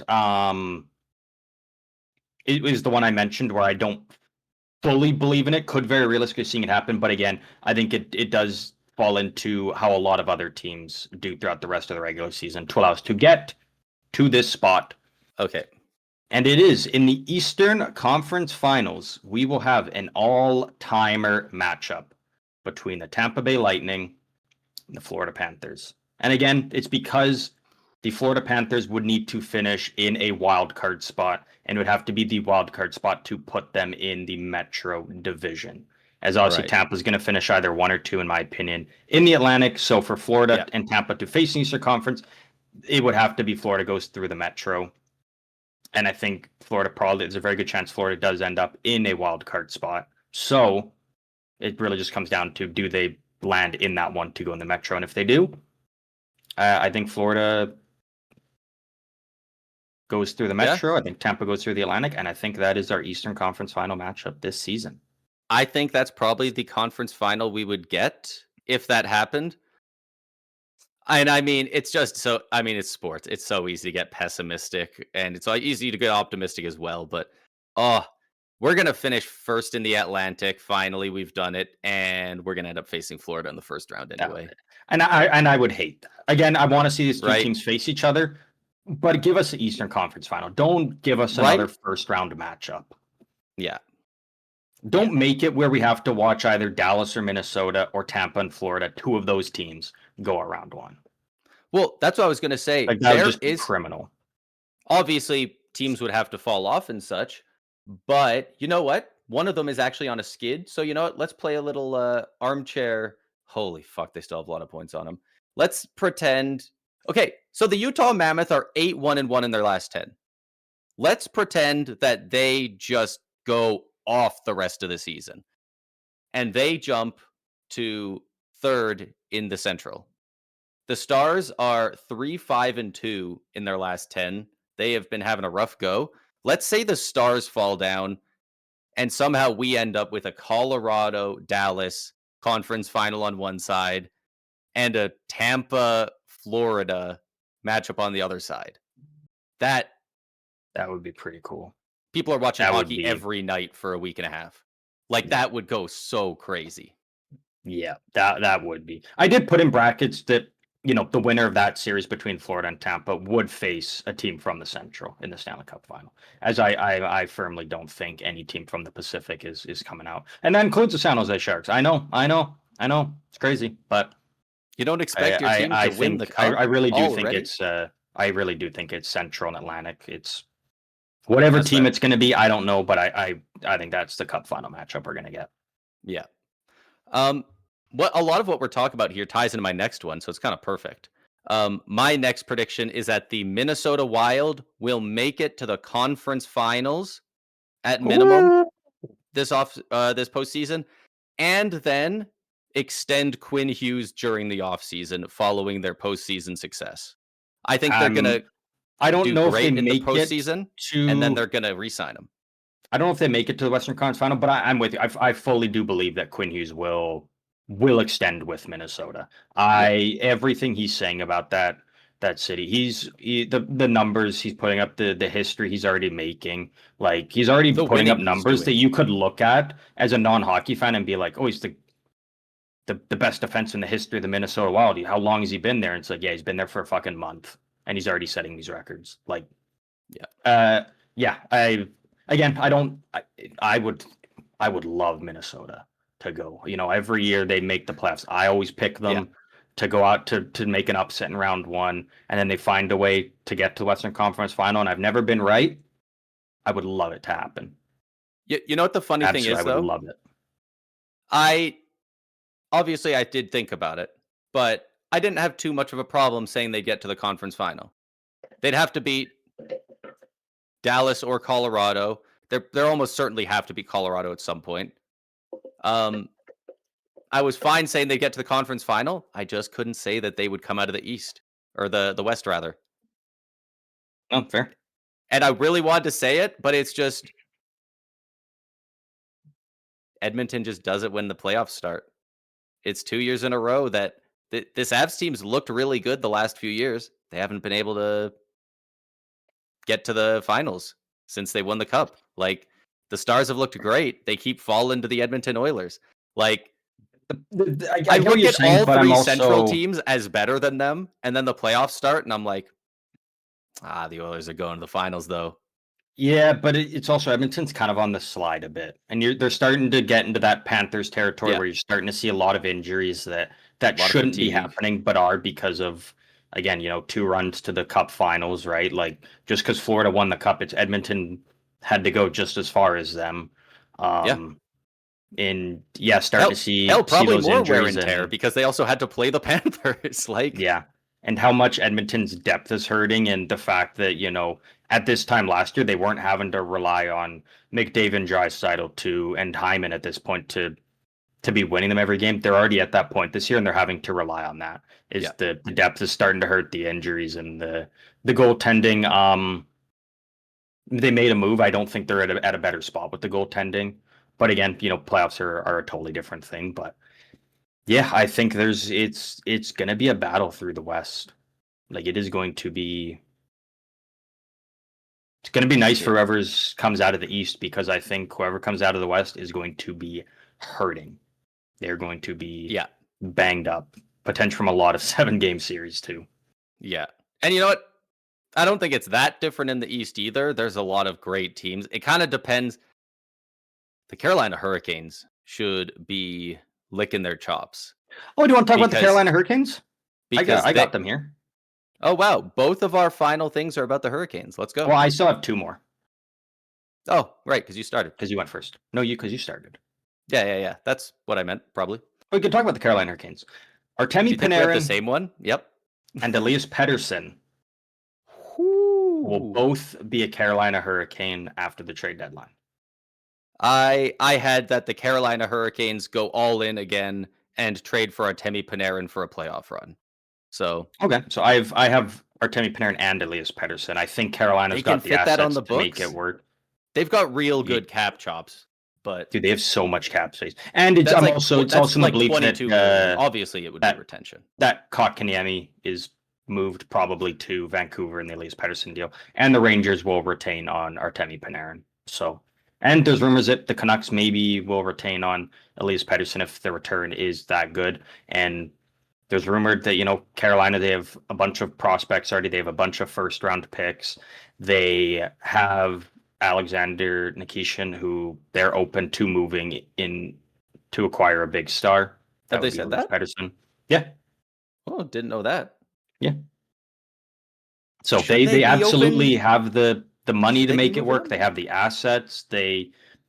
There's no reason why they couldn't make it work. It's just, will they? And I'm gonna say, yeah, I think they go all in because their defense doesn't need any improvement. Unfortunately, there's nothing they can do about going out and acquiring a goalie. Really, they're kind of just you gotta work with what you got, and it's been working. So it's beefing the team up front, and I mean, Brandon Bussi has been incredible for him yeah, so far. So that's nice as well. Is it worth going after those guys and trading a guy like Alex Nikishin? 20 points in 50 games. This is his rookie year.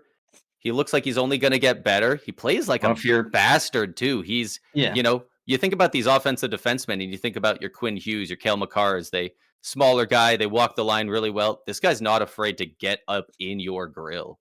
Is he the one who beat the crap out of the guy like last night? yeah, I'm kind of, yeah, the guy from Chicago more. Yeah. Well, so the thing is, right, as you think about it, do they want to trade him? No. But if it means you can get Elias Pettersson and say Vancouver retains and you get Elias Pettersson at 9.5 or 9 mil, yeah, yeah, You ain't wrong. I mean, I would, yeah. yeah, But it'd be again, interesting. I think Carolina's eventually got to put their nuts on the table and be like, you know what, we can't just keep making it to the Eastern Finals and getting swept or getting upset in the second round. Oh, Eventually, they 100%. got to go all in. And Artemi Panarin may be just a rental, but with Elias Pettersson, hey, it's not the same as How much does he Mikko cost? Rantanen or Jake Gensel. You're actually trading for someone who's locked in. It's not a rental. You're getting a guy that's got term, and you don't have to worry about, is he going to extend with us? Is he going to leave with Elias Pettersson? You know you've got him locked in. Yeah. How much I'm sorry, does what were you Panarin going to cost? say? Panarin's so, I don't know, because it really comes down to Panarin's going to decide where he goes, right? With his no movement, I'm pretty sure he has. Surely he'd wave to So go to Carolina if they're looking to win, though, yeah, right? Because like yeah, no, he wants a cup. absolutely. But that's the thing, is he controls. So if he kind of comes down to it, and it's Carolina's the only team he's willing to go to, that hurts a lot of leverage for the Rangers. Yeah. Um, and I think he would be open to going there. A first and a prospect. You use one of Dallas's first, and you use a prospect, and What about a Logan Stankoven for Artemi Panarin 1-for-1?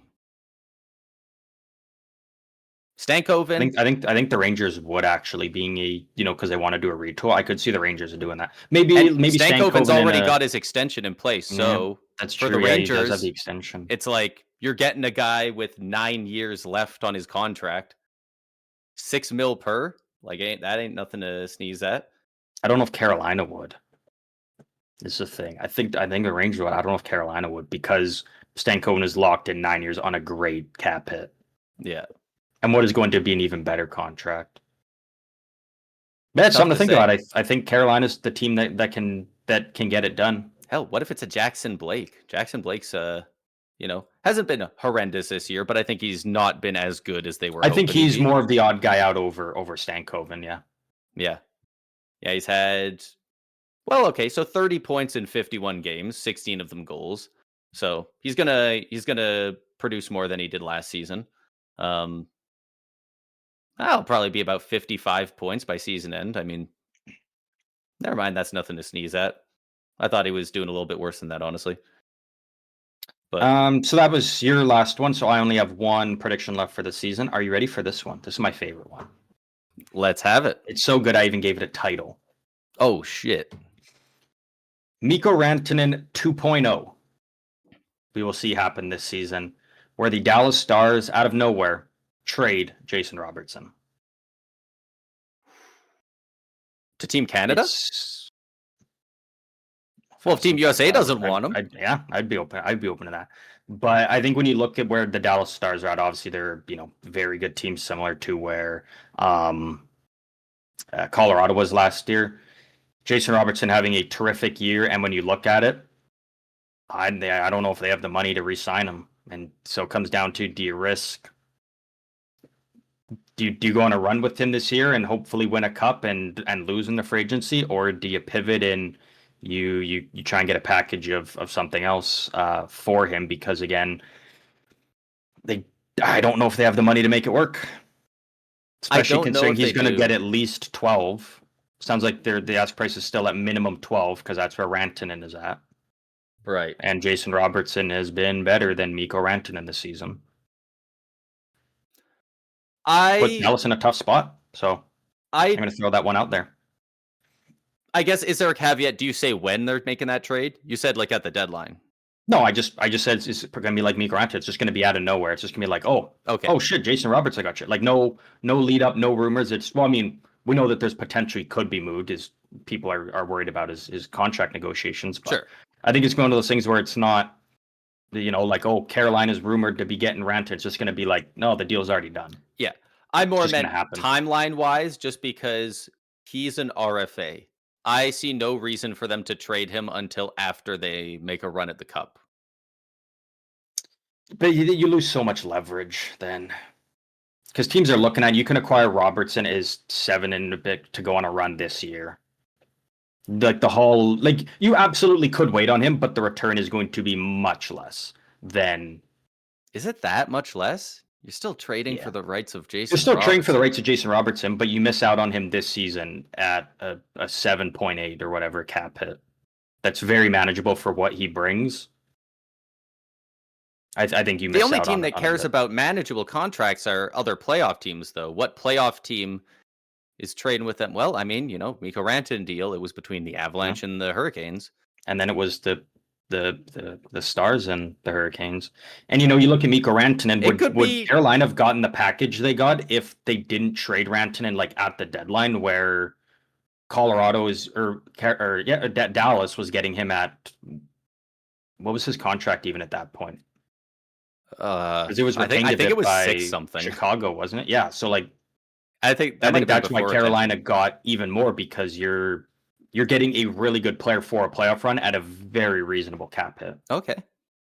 So I think again, it's not like it's an A prospect difference, but I think it's still a pretty sizable difference in terms of what you could get. You know what would be really fun? The idea of, okay, we don't think we're going to have the money for Jason Robertson, but we want good players now coming back. And we want guys that we know we can afford. Maybe even a guy who already has a contract. Maybe a guy we just talked about. Is there a world where we see some type, and there would be other parts involved, but is there a world where we see a Jason Robertson, Logan Stankoven swap? I don't know if Logan Stankoven would necessarily be involved, but I think that there's a We know they possibility like that the it guy. could be Carolina. I mean, and unfortunately, I kind of already used Carolina with the Panarin, Pedersen, but absolutely, I could see True. Jason Robertson going to Carolina. Carolina's got the money to sign I'd him to an rather Jason extension. Robertson than Artemi They've got Panarin. yeah, and they've got the pieces to acquire Jason Robertson. You could very easily just send your Dallas their picks back and potentially Stankoven.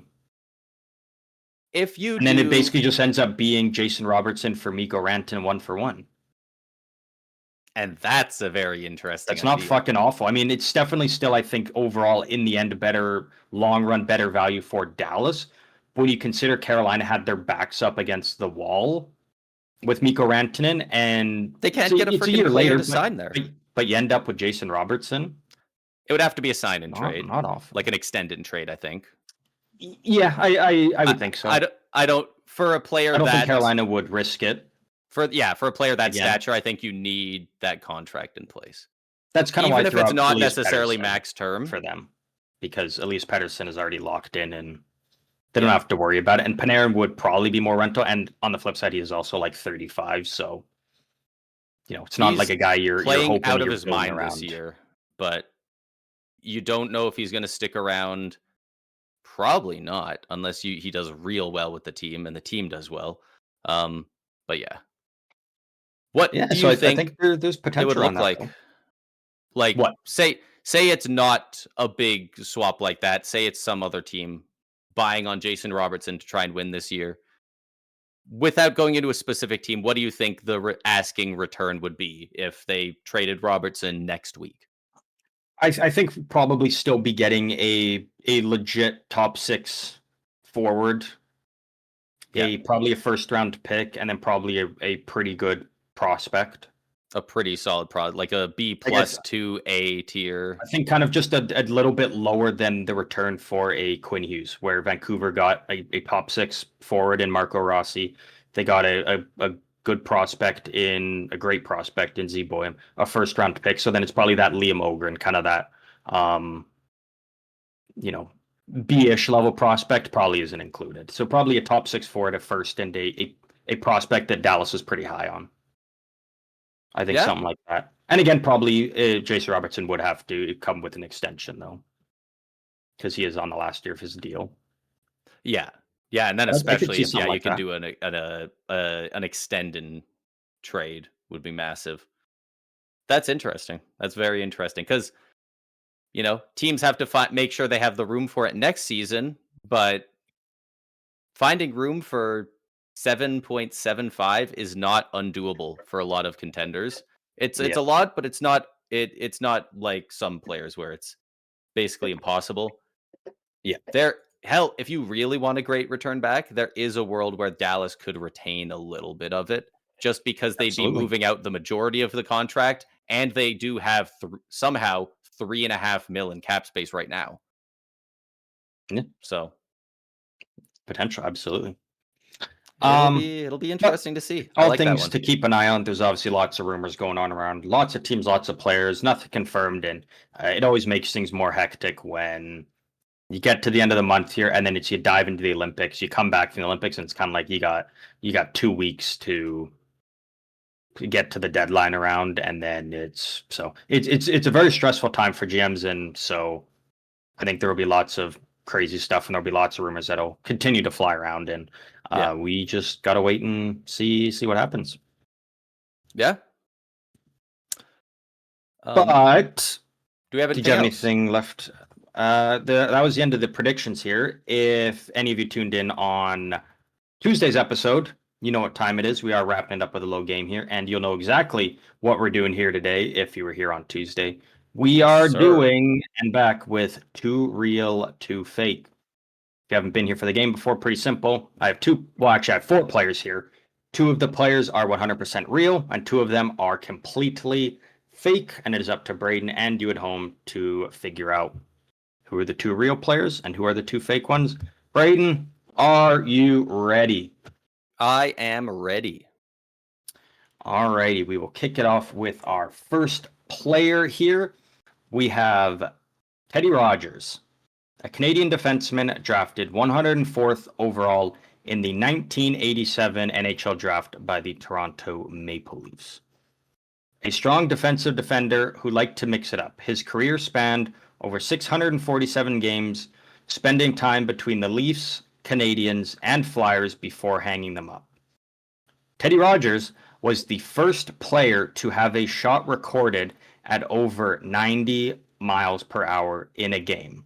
It doesn't mean he was the first to do it, but he was the first with proof. And that is Teddy Rogers. Okay. Next up, we've got Steve Thomas, an undrafted right winger from England who made his debut in 1984 as a member of the Toronto Maple Leafs as well. Thomas's career went on until 2004, where he played for a total of 7 teams across his career, including a return to Toronto for a couple of seasons in the middle there, for a total of 1,235 games. Thomas made his return to the NHL in 2012 when he joined the Tampa Bay Lightning as an assistant coach for 4 seasons before going over to the St. Louis Blues coaching staff for 1 season before retiring from coaching. I'm going to call it because he kind of just stopped. So I'm going to assume retired from coaching.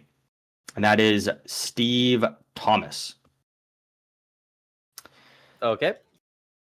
Next up, Alice Kotelek, a Czech winger drafted 164th overall by the Buffalo Sabres in the 1998 NHL draft, playing a total of 542 games in his career between the Sabres, Oilers, Rangers, and Flames. The last time we heard his name in the NHL was in the summer of 2011 when he was traded from Calgary to the Buffalo Sabres when the Buffalo Sabres also acquired Robin Regehr.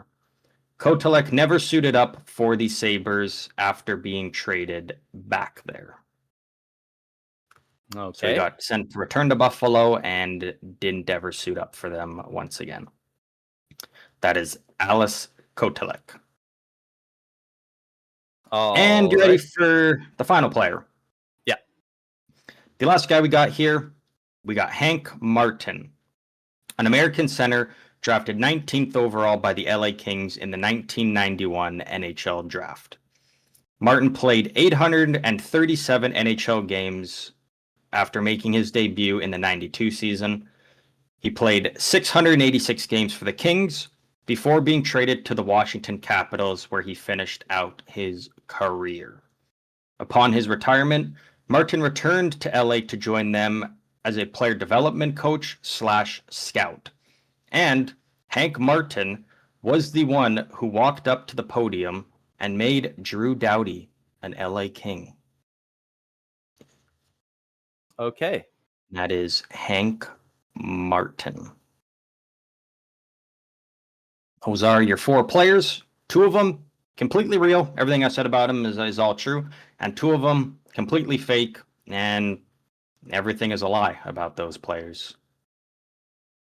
So I have some cliff notes I take as we do these to remember the names and remember some of the stuff. I'm thinking Hank Martin's fake. I think there is just not enough to convince me there. And more than anything, all 3 of the other ones seem very real. I don't know who to pick as the other fake one, frankly. He just seems like the least. The others he seems like a 7 out of 10 believable. All the other ones are sitting around a 9. Like I truly cannot quite tell. Teddy Rogers as a Leaf. I don't know if I've seen something that I before, like read something that I don't know about. I just didn't actually remember it. But that just feels incredibly real to me. I'm leaning towards real on that.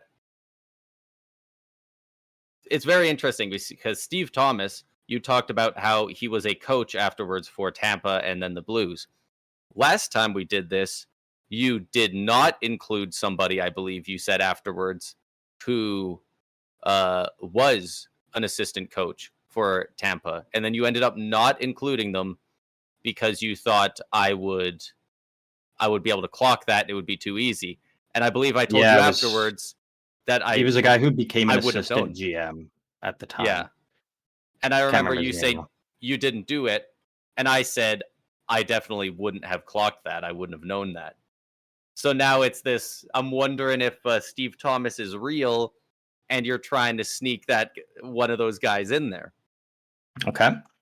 Alex Kotelek, 98 draft, I think you said. Buffalo Sabre, part of the Regehr trade, which I'm not going to pretend to know the return for Robin Regehr, but it's always fun. I don't think it was anything substantial. It's kind of that era for Calgary where they were selling off guys, but it's like they ended up with nothing to show for it from trading away all their big guys.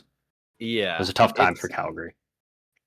It's one of those things where it's like it'd be pretty ballsy to include a fake guy and say he was in one of these big trades, but random dudes get thrown in with big trades sometimes. So it's hard to say. I'm okay locking in Hank Martin as fake and Teddy Rogers as real, I think. Okay. I just get incredibly real vibes from Teddy Rogers. I don't know if that's something in my subconscious. I don't want to take too long with this, so I'm going to have to log something in. I am going to say I'm going to go Steve Thomas is real. Alex Kotelek is fake. Alrighty, so you're locking in Hank Martin and Alex Kotelek as fake, and you're going Steve Thomas and Teddy Rogers as real. Yes. Steve Thomas definitely could be fake, but it's so hard to tell. if I'm wrong on it, it sucks either way, but it feels like it sucks more if I'm wrong saying fake and he's real, you know? Mhm. So I No, guess for absolutely. that, it's a toss up either way. So yes, yeah, I'm gonna lock those in. Okay. Alrighty, so the one you were pretty confident on, Hank Martin, the American center, played for the Kings, played for the Yeah, Capitals, drafted Drew Doughty. You are correct. He is indeed fake. he You didn't are draft Drew correct Doughty. there. He did not. No idea who did, because No sure idea. as hell wasn't Hank Martin. Next up, where do we want to go here? Teddy Rogers, Canadian defenseman, played for the Leafs, Maybe I defensive should have said he defenseman. was fake and said that the other two were real, but something about it. I don't know. Rogers is just a very like I can just picture the old style Leafs jersey with it with that name on it, you know? Yeah. Uh, First player to have a shot recorded at 90 miles an hour in a game. First one to have proof. Doesn't mean he necessarily was the first to do it. Teddy Rogers is fake. He was Gotcha fake. on that one, which means you thought Steve Thomas, the right winger from England, who played for the Leafs and a bunch of other teams, went to the Lightning as a coach. He is real. And Alice Kotelek, the Czech winger drafted by Buffalo, part of the Robin Regeer trade, never wanted to Is play in Buffalo once going also back, is also real. So you went up it nice, was the even two in the middle. 50%. It was the two in the middle. I was thinking like they both sound really real, but for some reason I had something in the back of my head saying like Teddy Rogers, Just like screams a Leaf, right? it just Just sounds real. Just screams, sounds yeah. so good. Yeah, like it Yeah. just screams like Steve Dangle has like 10 of this guy's hockey cards for some reason. Yeah. Like they're just out there. So No, but you still went 50%. That's I that's not bad in this game. I was looking at That's so still a many good different score. things as well of like Steve Thomas. Thomas feels so English, right? So I was like, that Yeah. feels real. But also I was like, Steve Thomas. That could definitely just be like made up. Like, It's just it is a very generic name, and no offense to him, but it is just a very yeah. generic name, right? Well, also Steve Yzerman was the GM at the time. You know, Robert Thomas is on the Blues. He was a Tampa and Blues coach. So I was like, maybe there's just like a bit of an No, what? easier Fair. Yeah, connection there. But absolutely. Yeah, no, you still did a good job at it, and hopefully all of you at home did fitty well. You fitty. can make sure to let us know how you did during our socials or in the comments over on YouTube. But Yeah, we did you are get at tricked by Hank Martin? Let us know in the yeah. comments if you got pranked by Hank Martin, because I would like to know. I had fun doing Hank Martin, so if that was good. someone did, I would like that. But I we're do at the love end of the adding episode here, and those little things, you know. Part of the Robin Regeer trade, obviously that one's real, you know. This guy announced the draft pick for Drew Doughty. That's the one part about Hank Martin where I was like, oh, that's yeah, I was gonna add Drew those like Doughty's a just high random profile lies guy. in there. Like So that's something I would absolutely not know, but it's like Drew Doughty's a name. Like that's a bit of a ballsy play to be like this guy announced him, right? So yeah, no, absolutely. Always gotta good. throw those random things in there to really get the brain Try going. and sell it. Um, but that is it for this episode. We are out of here for the weekend. This episode, we are recording this on the Friday, so we'll be up very soon for all of you to listen to. But Braden, before we can do that, before we can put this episode out to the lovely people, I must ask you, as always, final thoughts.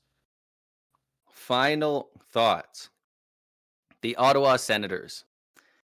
If these guys can find some goaltending, not even great goaltending, league average, even slightly below league average, they're going to be a force. I don't think people realize how good this team has been outside the crease. And that's not to knock Absolutely. on any individual goalie. It's been every goalie they've been playing with this season. So, and I believe their AHL teams, goalies, are playing real bad as well in the AHL. So it might just be an organizational thing. It might be like some goalie coaches or some systems need to get replaced. Um, if that gets squared up for them, look out. They Because could be if that awesome. happens, they're a lock for like a divisional spot, not even just playoffs. They're going to go on a tear. Absolutely, yeah. But that is it for this episode. One final time. Hope all of you enjoyed. And as always, we will see all of you out on the ice next week.